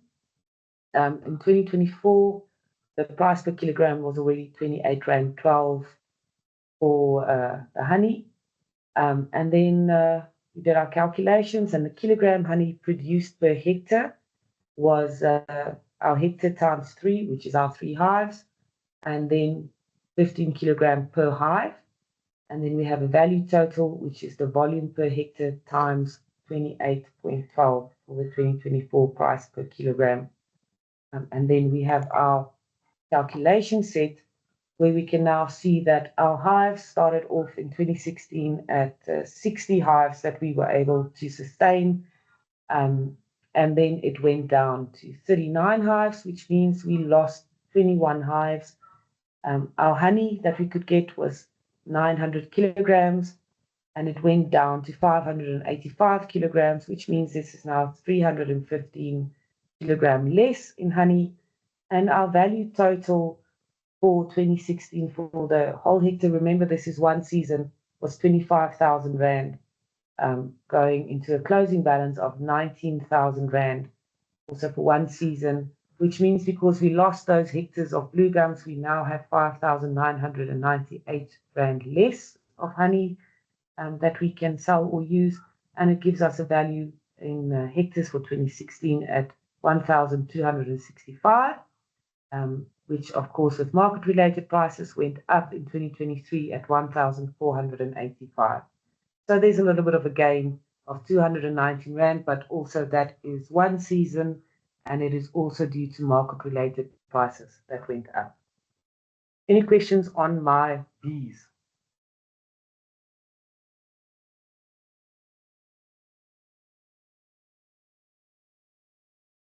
Doesn't look like it. Okay, so now we get to the accounting sheet. Can everybody see there? Okay, so yeah. Want to say something, Conrad? No, I just want to say we can see it. Okay. Okay, I can't see it. I need to put my glasses on. Hold on. Okay, so with our hectares going from 20 hectares to 13 hectares, and our trees going down with 10,000 trees, and our megaliters, we can now see that with that 255 megaliters a year that we now have extra going into our system, if we need to calculate, sorry, I'm just reading what I wrote there. If we need to calculate how much it's going to cost us a year to just treat that 255 megaliters that is now being pushed back into the system, it's going to cost us 4 million Rand, 4,343,500 Rand, just to treat that water. So this is already a much higher cost to the company than what it would have been to just leave the trees as they were. If we look at our honey, we can see that for sustainable income for our inland users, they can make for a season for that whole area 25,000 Rand. But what we don't have in here is we don't have the input costs of how much is it going to cost to maintain the hives. We don't know what the employee ratio is with regards to hives, and also a safety issue. If you have someone who is allergic to bees and they don't know it, then it can be a life or death situation. So although it can become a sustainable income, there are certain risks that one needs to look at and also need to consider when you are considering this as an inland use for your community. What I did was I looked at our tree felling cost. If you want to take down a tree that is higher than 20 meters, in 2016 it cost you, the lowest price I could find was 6,000 Rand per tree. And in 2023, it's 9,000 Rand per tree. That is the lowest cost. The highest quote that I got for a tree that is higher than 20 meters is 15,000 Rand. This is excluding stump removal. This is excluding chemical treatment after the fact, and it's excluding coming back and maintaining the site. So we can see that it's going to cost us over 100 million Rand. And we did actually have a few people going over these calculations. This is the actual price that it's going to cost you to take down those trees mechanically. If you want to allow the community to do it themselves, you are sitting with a huge safety risk because these are very, very high and tall trees, and you need experts to do it. I think they said it's 7 to 8 people that it takes to take down one tree safely, and then also you need your harnesses and your safety equipment. So I think honestly, if you have a tree that is higher than 20 meters, you should pull out of safety reasons, not even consider allowing the communities to take those down. But it's going to cost you about 8 million per hectare to take down a tree in 2016, or take down the trees, and then 12 million in 2023.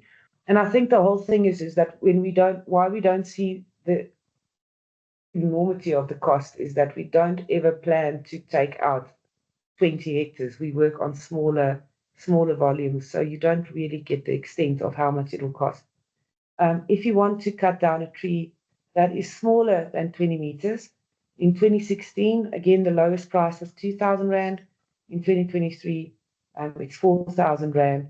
It still leaves you with quite a large amount of money to take down those trees. It's going to be 57 million in 2016, and then going to 74 million in 2023. So yeah, if we look at the timber that we can get out of it, if we're going to have to chop up all those trees and pack it into bags, the value that we have per hectare versus the cost that it's going to take down all those trees, it just doesn't make sense. So this is the fun part of the accounting sheet, is that if you give this accounting sheet to someone who's in charge of making decisions or who is in charge of management, and you say to them that this is what your ecosystem services are worth to you, I think the fact that he doesn't have to pay 4 million rand for water treatment, or the amount of money to chop down the blue gum trees, is going to allow him to make decisions with regards to other aspects, maybe perhaps looking at extending your grazing capacity on your rehabbed areas, or managing your wetland services or your wetland areas where you can then also purify your water. So from here on as well, you can start doing your feasibility studies, talking to the communities and saying, listen, this is what we have. We've got 13 hectares of this. This is where we stand with what we can do with it. This is how sustainable it's going to be. And you can start looking at inland uses that is cost effective, but still good for the environment, with numerous ecosystem services that is being provided, and where the communities can actually benefit. I mean, if we look at our apiary, it's not only the people that are collecting the honey that can be sustained from this. We have so many honey products that can be produced, and people that can sell these, or even I know they're using the sting from the bee to make certain beauty products by putting them on a plate that vibrates, and it just stings enough so it doesn't kill the bee, but they get that poison and they can use it. So there's so many options for them to actually become part of beekeeping associations, and to provide a service to the ecosystem while also getting something from the ecosystem. And then, of course, while they're doing that, we also get water purification, getting it recycled back into the area. Any questions on this?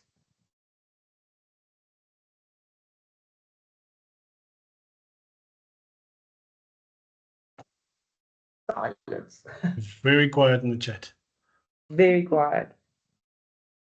So this is basically where you end up after a year and a half of going through research and looking at hectares and speaking to experts, is basically being able to give this. So the idea is that when we get to 2024 at the end of the year, that we can then replace our values, and we can see, you know, how much is it going to cost us now? Now we've stopped taking down trees. Where are we now with regards to water treatment or sustainability to communities? But I mean, this is also applicable to a lot of our grazing practices. I did one accounting sheet where we accounted for 17 different agricultural practices and the worth of the crops to the families and in export and sustainable home use. And I think this is where accounting is bringing everything together, where you can actually now see and start making decisions and implementing and getting your policies going. Yeah, so I would like to hear questions on this. Christelle, just maybe as an add-on to what you did in the sheet, I had a quick look at what you can get for a typical gum pole in terms of price range, and with the number of trees that you've got left in 2023 as a closing balance, you would, excluding the felling cost, you would only make 35 million rand of the trees. So you would still, the felling cost would still far outweigh the income you would generate even if you didn't look at normal timber, but at poles. Yeah, and also the thing is, we need to keep the fine line a little bit darker. That when we do these accounting, I mean, we all very economically orientated with this, and we can say that, you know, we're going to make this much out of the poles, but we're looking at, you know, what are we going to give back to the community? At the end of the day, if we're going to take it into poles and they're going to manufacture it or treat it up to a point where it can be used, who is going to benefit from that? it's great that we can make money out of the poles, but if we have to look at getting or providing fuel to the communities that they can cook on and heat their water, or that they can sell to whoever, then that should outweigh the pole cost, if that makes sense. 100%. Yeah. Any questions from the floor? Okay, here we go. Christelle, how do you keep your calculations as simple, practical, and realistic as possible? Because you can go down a rabbit hole by adding too many variables. I went down that rabbit hole many times. I think once nothing makes sense anymore, then you need to just sort of step back and say, listen, what am I actually doing? It's very good to be goal orientated. So you need to have that strategic planning that we spoke about in the beginning. And actually, what I need to do with my brain that always goes into different directions is I need to have that written down, that this is what we're looking at, this is what we need. And as soon as I have it, I should stop and just get what I need out of that and use that. If I start running around, I'm going to have brain maps all over Shangoni and everybody's going to be angry. I think I had one double whiteboard with calculations written where no one could use it for 6 months, and it frustrated everyone. So it's much to do with planning and sticking to your objective and goals. You need to know what you want and why you want it, because otherwise it's just going to go everywhere. Thanks. And then we've got a question from Elaine asking, did you use a specific SEEA spreadsheet for the accounting, or do you compile your own project-specific ones using those principles? Okay, so the SEEA is actually more, it's more developed for your biological areas or your biophysical areas, your natural areas. So your nature reserve, your parks, your natural water sources, it's not really applied to areas like mining sectors. So with the accounting sheet, it's just a normal accounting sheet. The only thing that changes is your description. And then making it applicable to mining, I've never seen that being done. I know that they were talking about doing studies on that, but to transfer SEEA to mining areas and areas that were degraded, that was something that Shangoni and I did to just sort of specifically get it to our sector. Because we cannot work on natural areas. It's not going to work. We're not going to get the same value out of that.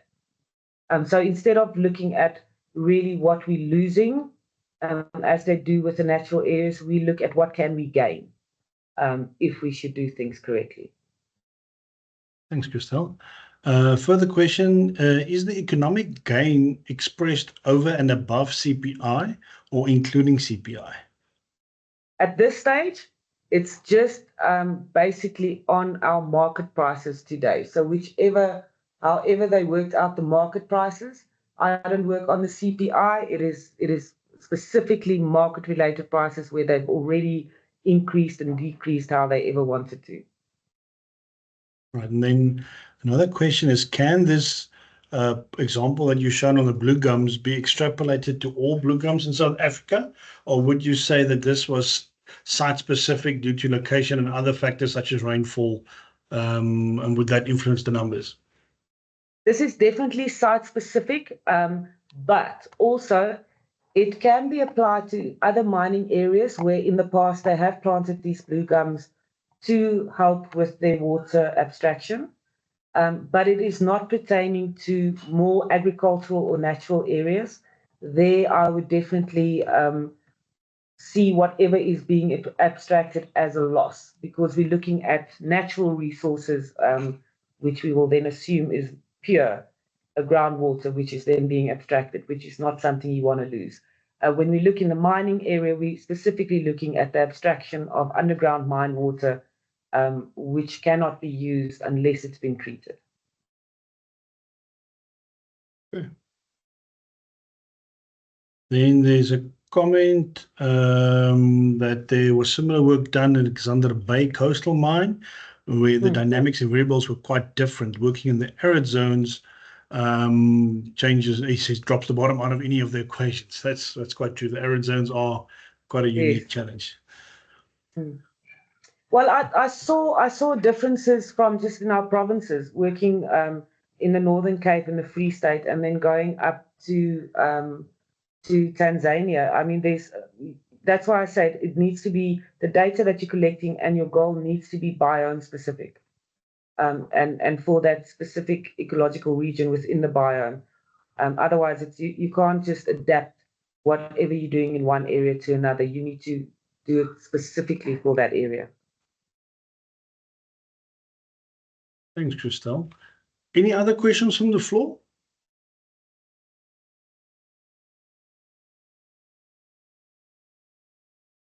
Don't see anything at the moment. Christelle, back over to you. It seems like you're getting off cheaply this round again. I do have a presentation because Jan was going to join me in this talk, but unfortunately, I'm sure all of us in the industry know that somewhere in December, people decide to do stuff, and then consultants get called out, especially if they are amazing at what they do. So he is currently out in the field assisting someone. I do have his presentation, but I would like 10 minutes to just make sure that I am going to portray his words as he would have liked me to in his absence. So if you don't mind, if you can take a 15-minute break just for me to get through everything and make sure that I know exactly what he is expecting of me. Okay, so we'll take a comfort break until 11:30. Awesome. Thanks.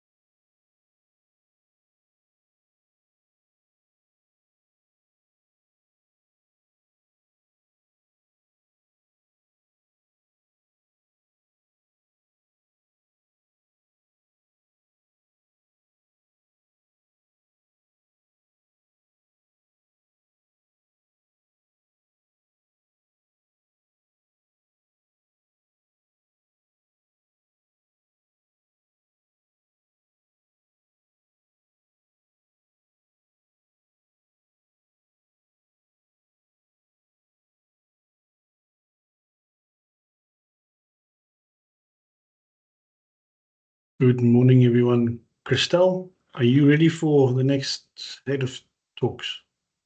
The question is, are you ready? Because I am presenting, I'm presenting Jan's slideshow, and he wants us to discuss, can we use natural capital accounting in integrated mine closure processes? Participant discussion. So it will be nice to hear the people online who are part of the closure processes, how they see this fitting into what they are doing. So if there are anyone out there with ideas.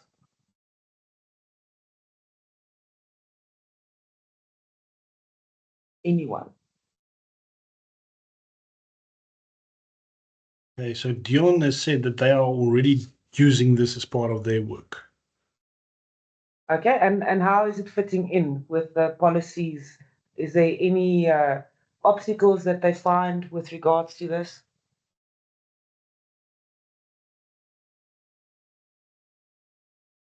Is it possible to unmute the people so that they can talk or not?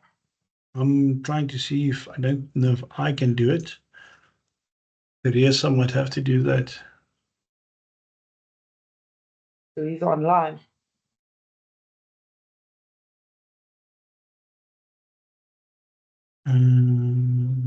Just see. Please carry on. I'll see if I can resolve that. Yeah, because at this stage, we haven't used it yet for the closure process as such. We are only doing it to establish what the baseline was and where we are now. So it'll be nice to hear if this does have where we see the vision that it's going to help with your end land use processes. So I would like to hear the people that are using it, how it's integrating into their processes.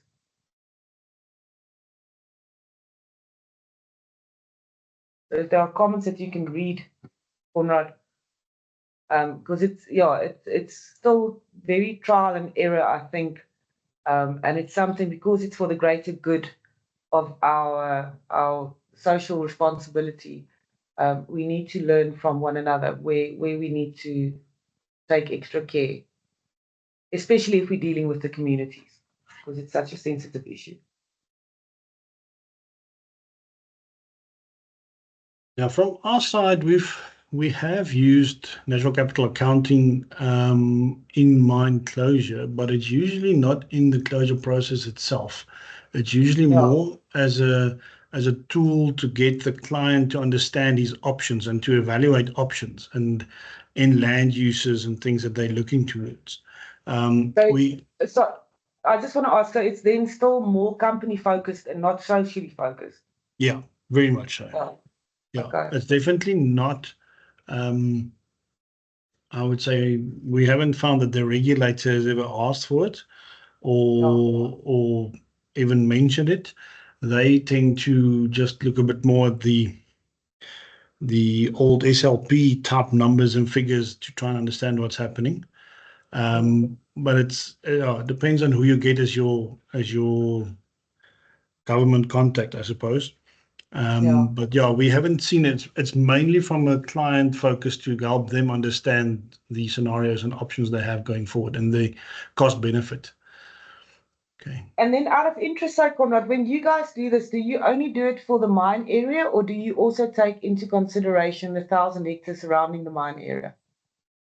It's usually what we tend to do is we use a catchment, a quaternary catchment. If the mine's bigger than a quaternary, we will go into a tertiary catchment or something of the like, because we usually try and align it with a natural boundary, and catchments seem to make a bit more sense because often the data is per catchment or the requirements from water phase per catchment. So we try and link it to those requirements and data that we can get. Teresa has just let me know that she has given everyone access to their mics. If anyone wants to talk, you should be able to now. But while you test that, Dion has replied on the chat. Christelle says they've used it on an open cast mine. They established baselines at the start, and they've got restoration back to a similar ecosystem functioning levels at the end of mine in mind. Socially, education and investing in human capital is part of the calculations that they've done. Okay, that's awesome. Because I think that's the thing for me personally that always concerns me. I've worked with a lot of communities that are abandoned after a certain operation closes, and I don't think that. I do think that we sit with the fact that the social aspect is something that we just want to get over and done with and run away from as soon as we can. But I don't think that we really understand what the impact is on the communities where we have kids that grow up without mothers. We've got AIDS orphans, and people that need to look after these kids with very little resources. And to know that, you know, once operation has ended and moved out, that there are really people struggling. And I don't think that we can even comprehend with half of what we know as suffering, to know what communities are suffering for and how much they are suffering. So for me personally, looking at this as a way to bring the social aspect just a little bit more realistically to a sustainable end.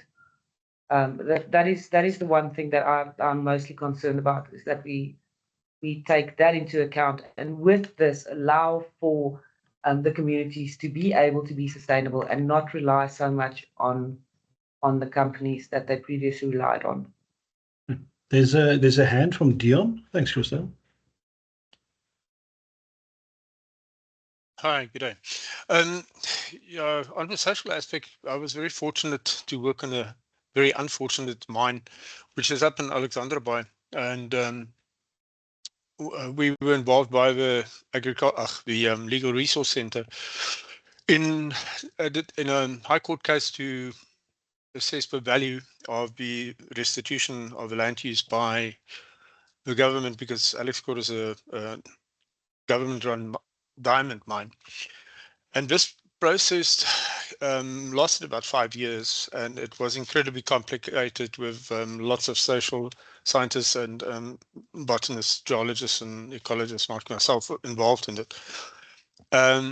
Unfortunately, the willingness to participate and to assist in making these things work is very the stumbling block, if I could say that, in the whole process, because it's incredibly expensive, and anything that is attempted post-closure or midway through a life mine, if there wasn't adequate provision initially, and if these baselines didn't indicate what the long-term social and capital costs would be, these things are invariably impossible to meet.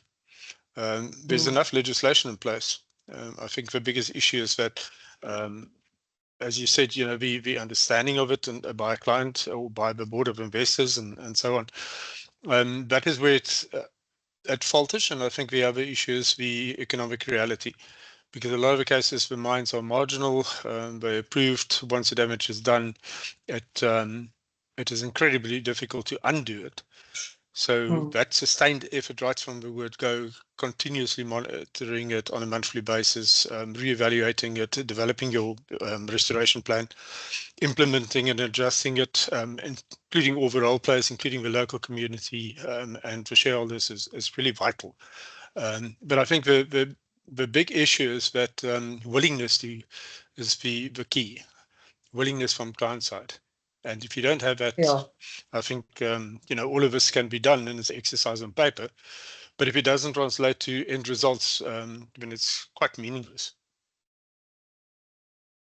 Yeah, I do absolutely agree with you. And I think that is why it's crucial that when you do the accounting like this, that you take everything into consideration, your client and your social, and you really put in an effort to create that awareness with your client that there is actually, at the end of the day, for the client, it's all about money.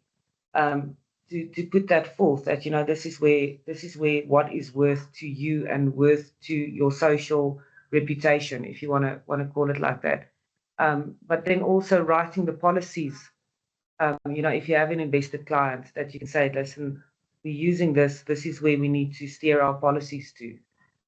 so that we can eventually do the sustainable end land use that we promise. Anyone else with ideas or experience in the field?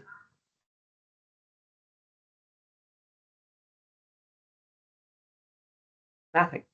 I am going on to the next slide, which will be a surprise to me as well. So Jan wrote here that natural capital accounting requires companies to formally and in a structured and standardized way monitor and account for their impacts on nature. It goes beyond merely measuring hectares of land to consider the condition and the quality of ecosystems. It's a very complicated science that experts are still trying to fully understand. And I think there it's very, I mean, if we look at it out, we need to change our whole mindset towards why we are doing this. Yeah, just breaching that gap between the social side and the mining side and the environmental side, to just bring it all together as one whole picture. And then it is essentially a form of live tracking an organization's balance sheet for nature, just as companies would do for their financial accounts. And that's from CRC Time Program Leader Brian Maybe, who is also an associate professor at Curtin University. It is about understanding the net effect of mining activity and then determining a strategy to put the company on a trajectory towards having a positive balance. And I do feel when I read this that I sort of feel a little bit demotivated, because there's always a lot of big words that we use. And I think, I mean, I started studying just years and years ago. I mean, you start out with all these positive intentions, and then you realize that at the end of the day, it's also just a lot of nice words on paper and not really investing into what we're writing or actually committing to it. Yeah, so I always, I like what they say, but I don't know if it'll happen in my lifetime. And then mining companies could decide, for example, to start rehabilitation activities earlier or use the data to forecast what might happen and then track progress against that forecast. And I think that is where, when I did that accounting for what it'll cost you to take down trees that are taller than 20 meters and trees that are a little bit shorter, I think if we start looking at the economics around that, what if we just didn't have those trees at all? If we started at sapling stage and just removed it, how much would it cost then? If we only had to look at chemical. And I think that's where the accounting sheet brings it in forecast. You know, where are we starting with our rehabilitation activities? When are we starting with our rehabilitation activities? When is too late too late? When is our liability going to be needed to be adjusted because we thought rehabilitation and environment was allowed to be left to the last one? And then one path mining companies can take to better understand and manage the environmental footprint is to measure the extent, condition, and value of their natural assets over time using natural capital accounts. These accounts can help mining companies better plan, monitor, and assess the nature-related outcomes of their actions and identify planning opportunities to contribute towards nature-positive outcomes for the world. And then, yeah, he's got his last slide. And it just says, it's guidance on in-land use objectives. Know what you want to do and why you want to do it and how you want to do it. Providing support and deciding alternatives for in-land use. It provides calculated comparisons between different options post-mining land use. It makes use of ecosystem services to support sustainable in-land uses after mining. And in the mining context, natural capital accounting can inform nature-based decisions across a whole range of activities at the mine site, as well as be used for sustainability reporting metrics or disclosure frameworks that are coming through. Yeah, and unfortunately, I did race through the first two slides, and I apologize for that, but I would like to have some feedback from you guys with regards to this thoughts, people who haven't used this before and who can see the value in this. Always good to hear some new ideas on something that you've been working on for a year and a half.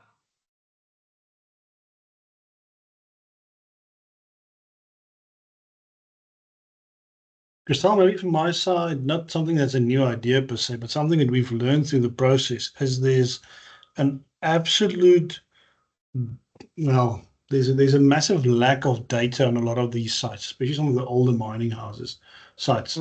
So the importance of having proper monitoring programs in place and making sure that the data that is collected is kept somewhere safe and that you have a complete record over time is absolutely essential, because we often find that the mines will monitor, but there's no record keeping of the monitoring, especially the older monitoring information. The quality of the information is often quite good if you can get it, but it's an absolute dog's breakfast to get hold of it. So a lot of the emphasis that we've had to spend our time on is to make sure that the data quality and quantity you collect is sufficient to supplement this kind of assessment.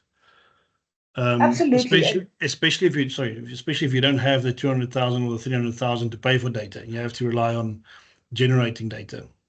Yeah. You know what, Conrad, even, when I started in the mining sector, there weren't a lot of specialists going out on the mining sites and they would, I was a biodiversity specialist on a mine. So I was doing the biodiversity assessments and looking at what was going on. And what we find now, and there's a lot of people on here that can also concur, I'm sure, is that when you ask for a biodiversity study, you will have one that was done 3 years ago. And then they'll say, we're planning one next year.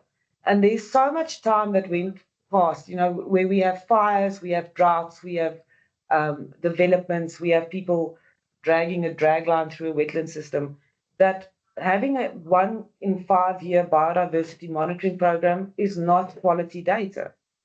That is static data for that year on that month. It's not something that you can track or discover trends with.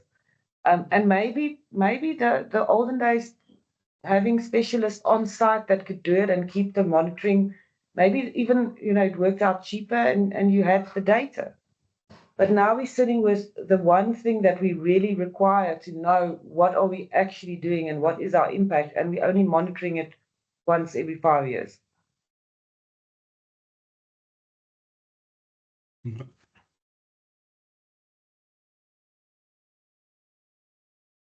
Anyone else with thoughts?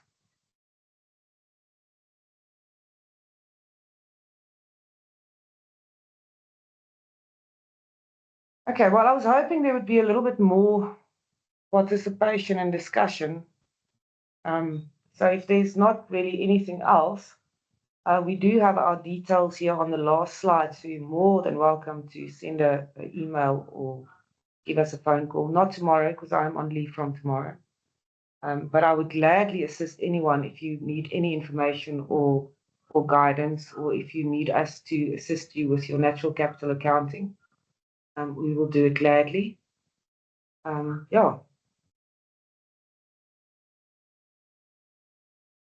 you very much, Christelle, and please pass our thanks to Jan in his absence. It's a pity we couldn't have him in the talk as well, but please thank him for all the efforts that you guys put into the slides and the training, and the time he allocated for you to this. We're really appreciative that you took some time out of your busy calendars to present this to the LaRSSA team.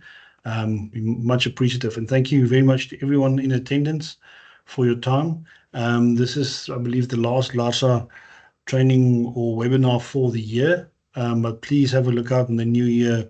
Teresa will be sending out the communications on when the next event would be. So thank you very much for your time, and please have a safe and blessed festive season. Thanks, guys. Thanks, everyone. Bye-bye. Bye. Thank you.